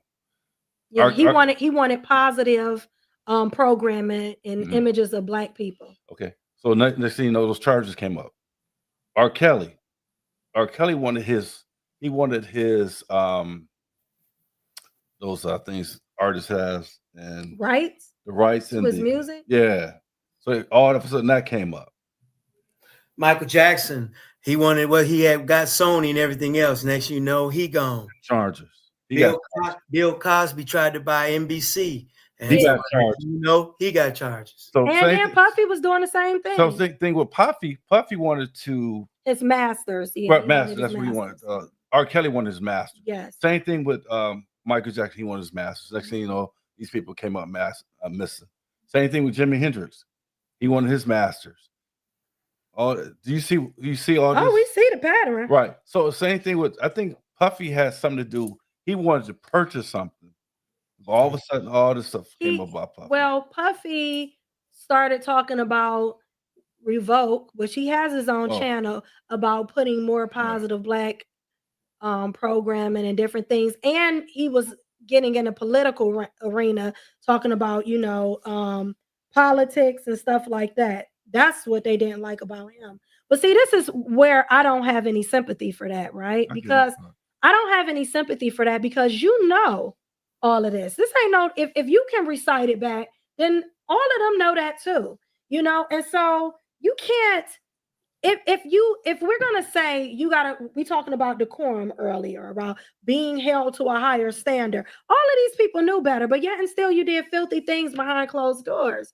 Like, what they really did, then be low key. Well, what they really did is they just is like they graduated. I mean, what do you mean you graduated? So a lot of people that when I grew up, when they first started off, you drink a 40 to get high. That 40 would do it. That 8-ball would do it. That 40 ounce. Next thing you know what? Let's add a little weed to it. Now you got the weed, you got the 8-ball. Oh, he really was getting high. But after a while, they graduated. They keep them graduated. They put a little crack in the weed, and now next you got the lace joint to go with the 8-ball. Then after a while, hell, I ain't gonna even put no weed in. I'm going straight to the crack, cocaine. Graduation. These people slowly graduated to the next thing, It didn't just happen. Puffy, the stuff that he did, he was doing when Big was alive and before Big or whatever. And like you said, he may not like women. He might be on the other team. If you got to sit up there and watch somebody else do something while you handling your own business, that ain't cool. So I'm just trying to say, we don't know. But at the end of the day, the thing is that Puffy, like Julius was saying, everybody, this is where I look at the whole thing. And that's why, we're having a conversation, but I don't care nothing about none of them, because they live in their own worlds. None of them people with all that money, they don't live in my world. So why am I going to get mad if something happened to them? People be saying, I'm just going to use you for example, Miss Luke Juicy. I ain't saying you did it. Beyonce coming. I'm going to Beyonce concert. So you're going to pay your $100 and something or whatever to go see Beyonce. You can walk right up to Beyonce and she don't even know you, act like she don't know you. It's that what we decide to do with our money and our time and everything else for situations that we don't live in. I don't care what those people do. They got money. They can lock Puffy up. What's that going to do to me?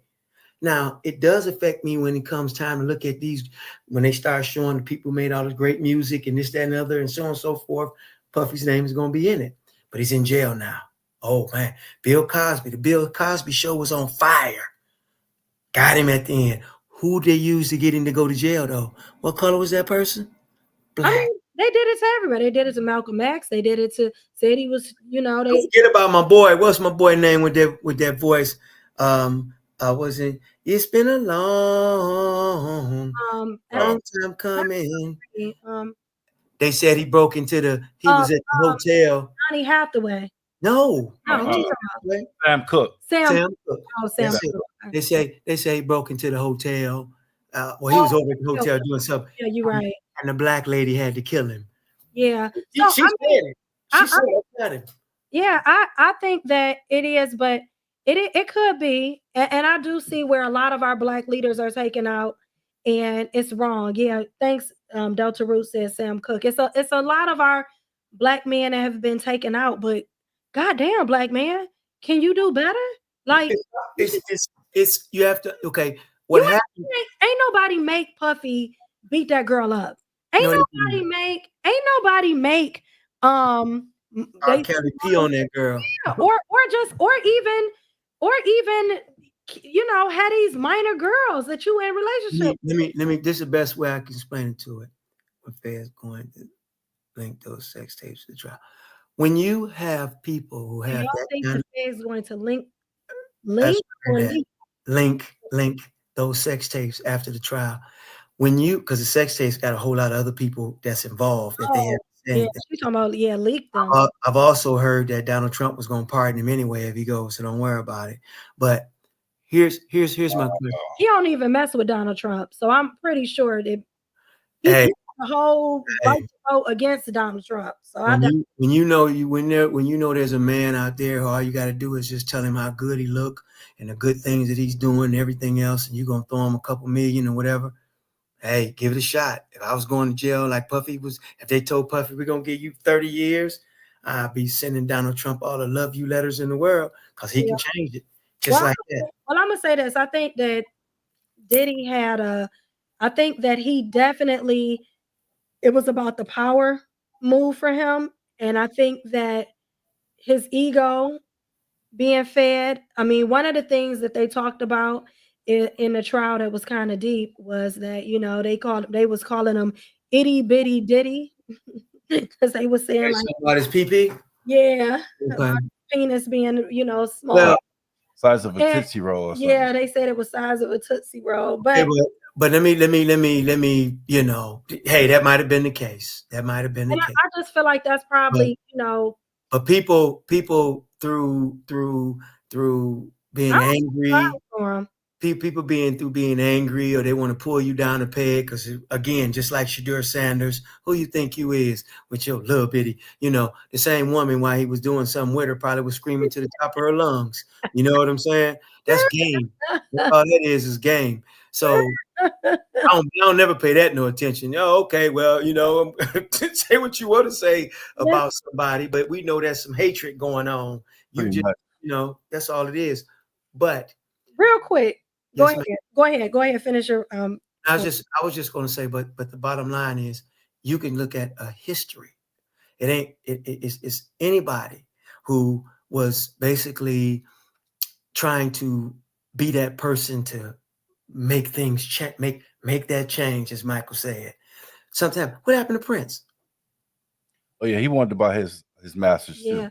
I'm just saying, saying, what about the proper? Smarties are nice too. LOL. Go ahead. Well, I'm just saying the propaganda around it, right? Because we know that this is happening. We know that there's a under thing. Listen, we know that there's something that want to take the black man out. But why? I think the bigger issue is why are they all falling prey to the same horse and pony show? I'm gonna tell you the easiest answer to that, and it happens every day. It's not going to happen to me. It's the same reason why that drug dealer go out there and continue to sell drugs, knowing that they're watching him and this, that, and the thing. It ain't going to happen to me. I'm going to be smarter than him. I'm better than he is. They got him because he did this. I'm not going to do that. They all think it, but all of them fall prey to the same thing. You greedy. You overstepping the line. You, to my understanding, what's my man's name that's in Detroit? They had the thing where all the black people coming in and sing in Detroit. Hitsville. Barry Gordy. Motown. Barry Gordy. To my understanding, I don't know how true it is because we're going by what we hear. Mm-hmm. Barry Gordy was telling people signing deals and said other thing, let me pop you in the backside. You know? There's a lot of Tupac said he tried to get him with that. I ain't down with that. He said, come sleep in the bed with me. Why he was No, not come sleep in the bed. Tupac asked where he was gonna sleep at. He was like, you gonna sleep in the bed with me. And he was dating his daughter at the time. And guess what? And what happened to Tupac? He Okay. did. Oh, Tupac is still alive. But Oh, okay, you right. I seen him. He was in California. Oh no, I he's wanna with his hit sister. I want to hit this one part before, because Bocat wanted to talk about this, and Okay. she said, Bocat, you said voyeurism is a disorder. Now I don't know. Can you look up voyeurism? Is when a person likes to watch their mate or Other people. watch people have sex or whatever. Right. Watch people have sex. But Bocat, I want to know why you say that's a disorder and not just somebody's kink. She must have been. She said the devil is a deceiver. He is, but I think that was just what we were saying before. Right. She said the same thing again. Devil is a Oh, deceiver. that was just, we just went back up. Okay, so yeah, Bocat, call in real quick if you can. 216-245-3380. I just think that at the end of the day, all that stuff that's going on, and it's working to do exactly what it's doing. You just told me you didn't caught everything on the case. I done seen a whole bunch of it. That's making some station or whatever some money because it's a big topic and everybody's watching it and want to see what's going on. Similar to when OJ went through OJ, yeah, I don't think he did it. Yeah, I think he did it. All that stuff. But at the end of the day, distraction. Whatever happens to these individuals, it won't have nothing to do with your life and mine. Nothing. Yeah, but it does have a lot to do with our culture, right? And this is for an icon. I agree. Not even just about him being an icon. I think that it goes to our culture as a people, right? Why is it that our leaders, our people that we have in place, or why are we putting these type of people on pedestals? Like even like here in the Cleveland area, I think of, Bashir Jones, who was very much loved by his community. We loved him, we supported him, and then he got caught up stealing money. Yeah, Okay. it's like I heard about it. People keep falling prey. Okay, so let me ask you this question. Hold on, got a caller. That's her. Yeah, that's her. Hey, thank you for calling back. So I wanted you said voyeurism is a disorder. Speak on it. Yeah, so if you look up like some of the mental health disorders, that falls under it. I don't know why they consider it to be that. Maybe because like they like watching, but they can't necessarily act on it. So it's like they may want to act out on it, but they can't. They're just simply aroused by looking at it. So I think from that perspective, maybe that's why they categorize it as a mental disorder. Well, I think it all was voyeurism, being gay, thinking you were transsexuals, all of that at one point was in the, was considered a mental health disorder and was classified as one, Yeah. And that has changed now. They don't see that as the same. And the trend that is going on now, it just seems like, when you really look at it, the trend now, it seems like they're pretty much any desire that a person has is not looked upon as is looked upon as fair game. Now you do know. I've heard of these groups that are saying to love a child is not bad. They used to do it back in the day. 13-year-olds used to get married. 12-year-olds were promised back in the day, and that's how our society was built. There's all kind of organizations saying you should be able to love who you love freely, even if it's a child, even if it's a goat. You know what I'm saying? You do know that they said they was trying to get him for arson as well as rape. It's not in the news as much, but we've seen it on occasion. A few doctors, even veterinarians that were caught, black ones too, like having sex with dogs. So it's a lot of stuff going on like that. But I think the voyeurism is, I didn't think it was a mental disorder, but that's kind of how they I think it was the old, it was in the old, but yeah, it was in the old, I can't remember the name of the book right now, but it's the book basically where they categorize mental health disorders. It's a whole document. Psychologists, they update them. They have all these chapters to them. In the old ones, they were considered, all of that, being gay, all of that was considered a mental health disorder. And now, you know, as time has gone on, they've come to realize that, or, you know, that it's no longer considered that. And I think the same thing is looked at when it comes to voyeurism. It used to be it's a psychology book. And I don't know why it's escaping me right now, but it's not considered that anymore in the old okay. Yeah. Do you think that's similar to like watching porn? Because I mean, it's not in real, like in person, but it is kind of like the same. In other countries, if you go to Europe, right, you can go to, they have them everywhere, where you go into these places where you look through a it's called the red light district. Yeah. I know, I was in the military and I was overseas. You go into the places, they're in the window, they dressed in lingerie, and you can just pick what you want, and then you knock on the door, they let you come on in, you give them their money, and they handle your business. So, I mean, and they've been doing it for years, and, you know, but what's funny to me is in countries where that is accepted, there's not a lot of rape, you know, which is crazy, but I mean, it's just the fact. But but they have, those are common occurrences in other places and other cultures. Not saying that it's right, but it's just more of an accepted thing. Like a lot of things that are considered what is they wrong call that? over here, they don't consider that. Fair exchange is no robbery. Fair, just, you know, right? Well, they also have eye for an eye. If you rob somebody, if you rob somebody, finger. If you steal something, right? You steal something to cut your hand off. If you rape somebody, they castrate you, cut off your genitals. That's in more you know, countries where dictatorships, but in like the, you can keep the another works. Low. It works. Yeah. They do. I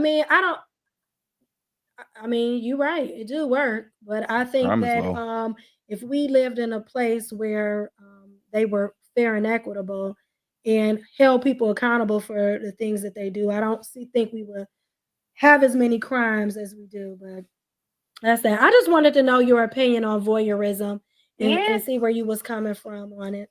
But I feel like, listen, people can do what they want. I don't even care that Cassie and Diddy was getting freaky in hotels with people and doing whatever they wanted to do. That was their business, you know.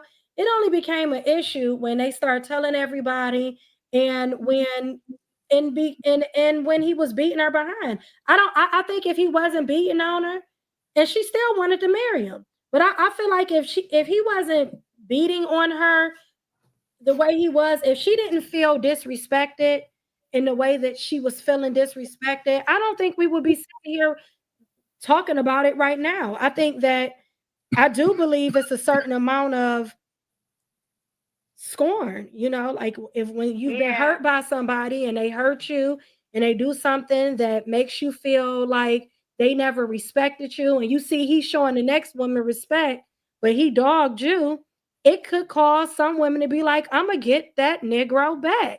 For every and now he living this life over here. He's taking her on shopping sprees and buying her minks and residual. You know, all like of that.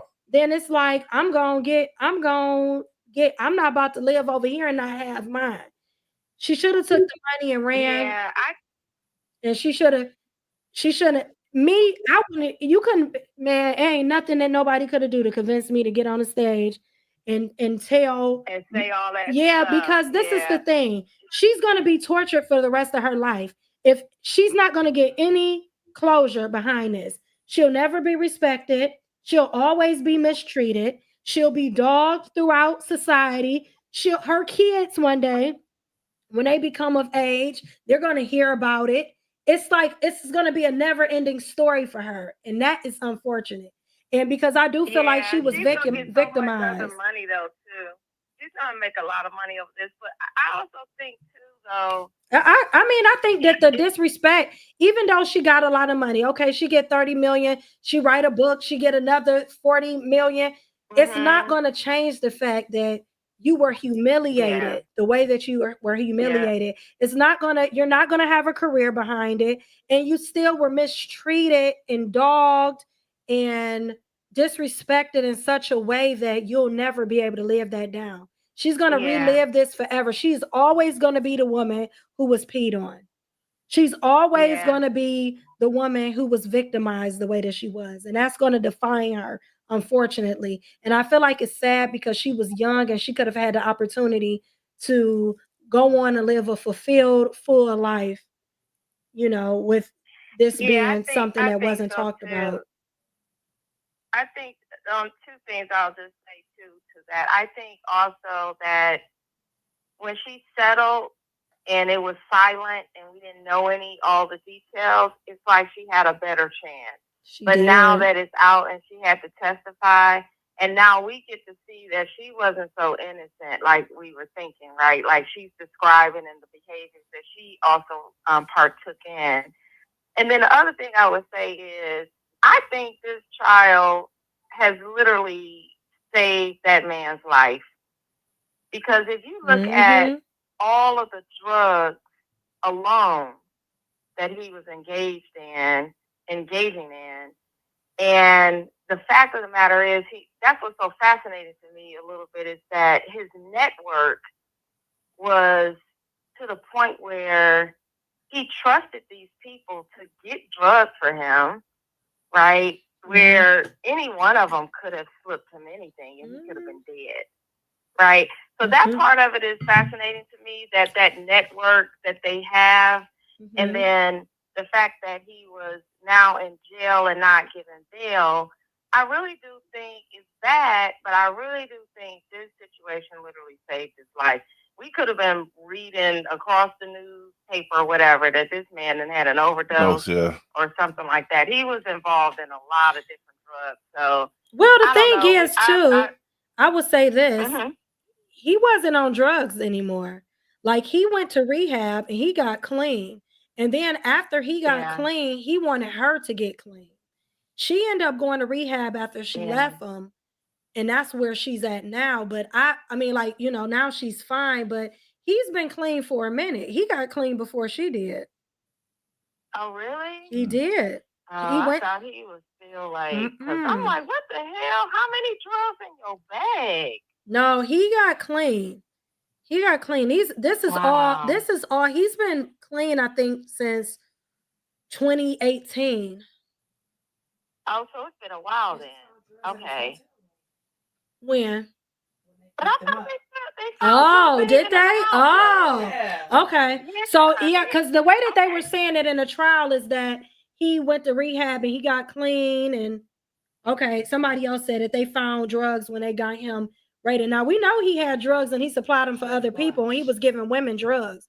I didn't say he wasn't drugging women, but I don't know. I just feel like it's unfortunate. It's an unfortunate circumstance, but I feel like Cassie was taken advantage of again too by the U.S. government. I mean, they basically use this against her to pretty much make her tell this whole story, and now she will never be able to have peace in her life again either. Yeah. So she's been victimized over and over again. When is this supposed to end though? Like, is it like I'm waiting for 8 weeks? 8 week trial. It's an 8 week trial.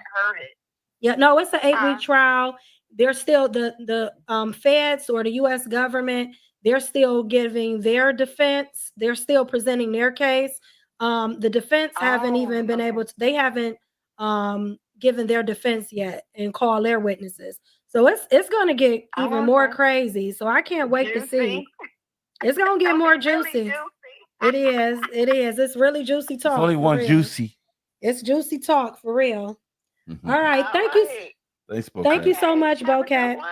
All right, you too. Love you too. Hey, you guys, are you back after August or? So we'll be back when are you guys- So we'll be back the first Thursday in In September. Okay, awesome. Yep. All right, you guys have a good night Thank and you. enjoy the Memorial Day weekend. Thank you so much. So, All right, bye. bye-bye. Bye. All right. So, thank you. I wanted to say thank you so much. We are at the end of our time. We actually went over because it's been so good. This has been amazing. You're welcome. So thank you so much, Calvin. Don't hang up just yet. I'm going to put you backstage, but I want you to stay on, okay? Yes, ma'am. Thank you so much for coming on. This is not going to be the last time that we have you on the show. I really enjoyed it. I thank you for coming on. It was exciting. I want to say, What you want to say? what's your final words? You got final words? Because I got final words. Well, like as always, we always have a great show. We always find something juicy to talk about, and we always, agree to disagree. But at the end of the day, hey, I'm down with you like 4 flat tires. Hey, ditto, friend. That's it. I will say that I'm so grateful for everybody that tuned in And stay with us. too. and stay with us. We are at the end of the finale of season 3. We've been doing this for 3 seasons I've been now. with you 3 seasons? No, you've been Yeah. with me for 1 season, one but season, I've right. been doing this for 3 seasons. Okay, I was gonna say. And I'm so appreciative of everybody. It was good to see new people come in. Yes. And really excited about the people who've been with me from the beginning. Denise Parker, the faithfuls like Delta Roots and Bocat. I thank each and every one of y'all. Please go like and subscribe. Please don't think that this is it. Now, we're not going to be doing an every Thursday show. Thank you, Frida, for your support. Frida, You're yeah. always here. We truly appreciate you. Queenie B, thank you for listening in tonight. So we are live. So this is our season finale, right? Queenie B. And for those who don't know, this is our last show for the season. We don't start back up to our next season until next season, which is the Thursday. It's every Thursday at 8 p.m. Now, you can go like and subscribe. Yes.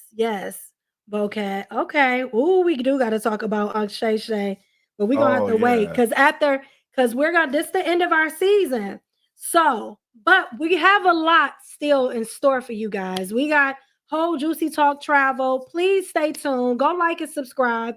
We'll be doing a live show. We are going to try to do a live show from the cruise. We're going to go live. We're going to have a whole show on the cruise. So we have like a lot of people coming on this cruise. We are so excited about it. Juicy Talk Travel. We're doing a whole new thing. If you have thank you, Queenie B, for going to subscribe to us. We truly appreciate you. There's some new viewers too. And tonight. yes, and share with a friend. If you like our content, if you're just checking it out and it's your first time, please go back, check out some of our content. Let us know that you like it and you enjoy it. We definitely thank you for being here on the show. We appreciate each and every one of y'all. Next year, we got amazing things planned for you guys. We're going to have a whole new set change. Oh, okay. We're going to have a whole new set. We're really super excited about that. Right? It's going to be new. We always trying to improve, do different things, get better. So we're really excited about it. And it's more to come. The best is yet to come. Oh, okay. The best is yet to come. So please, if you're not following us on Facebook, go over, follow Hardy Entertainment, DJ Julius Hardy. Please go over and support him. Follow him on his page. Please go to Juicy Talk page and follow me. Also, Michelle Gilbert, MyCHELE Gilbert. Please go over and follow my page so that you can stay connected. So you can see all the different things that we'll be doing this summer. And we're gonna be traveling. We got a lot of stuff planned. Y'all know I gets my kicking on in the summertime. I'll be having fun. So I'll be traveling, and if you want to see all the things that I'll be doing, please Well, we're stay gonna show connected. some old clips too while we off. Yeah, we're gonna play some old clips. We're Clips. gonna keep some stuff going on, some little highlights, that we loved. And so we just thank you guys for your support. And this is all about you. We couldn't do none of this without y'all and without your support. So don't think for 1 second we take y'all for granted. We appreciate you guys coming in. I feel like y'all my family, and I love y'all. We love y'all. We love you. We do. Yes. Queenin. Yes. Yes. So Also, thank you. Again, it's a special shout out to the producer. This is her like she hasn't been She with been with us for most of the season. Yeah, most of the season. That's right. So Yeah. shout out to the producer. A lot of hard work. A lot of hard work. A lot of hard work Yes. behind the scenes. People don't see that Oh, she man. does. She keeps us afloat. Yes. when She be we- back here holding up boards, like, telling us to do stuff, right. So shout out to her. looking up information so we get our Right. facts right. That That stuff be important, boy. I know, right? She, You know? yeah, she's something special. Yeah, Something she is. And we I'm- really, truly appreciate I'm her. glad she's part of the team. Yes. We appreciate. I know. It's a team appreciate it. effort. It is. It's a team effort. So we definitely appreciate y'all. And Her. yes, Her. I appreciate you, and I appreciate you. Appreciate So you I too. appreciate y'all. Oh, okay. And so I just thank y'all. And I thank every one of you guys out there for tuning in and sticking with us. We got more to come, more better things coming. Absolutely. So thank you. Have a great summer, I'll guys. see y'all in September. Have a great summer, and I see you in September. September. First Thursday in September. And I see you on the cruise. That's And right. I can't wait to hug each and every one of y'all. We got people coming from all over. So we're super excited about it. And this is not the first trip because we're going to be doing this all the time. Okay. Yes. We're going to be traveling. Juicy Talk travels. Yeah. We do. All right, y'all. All right. Peace. Peace. Stay safe.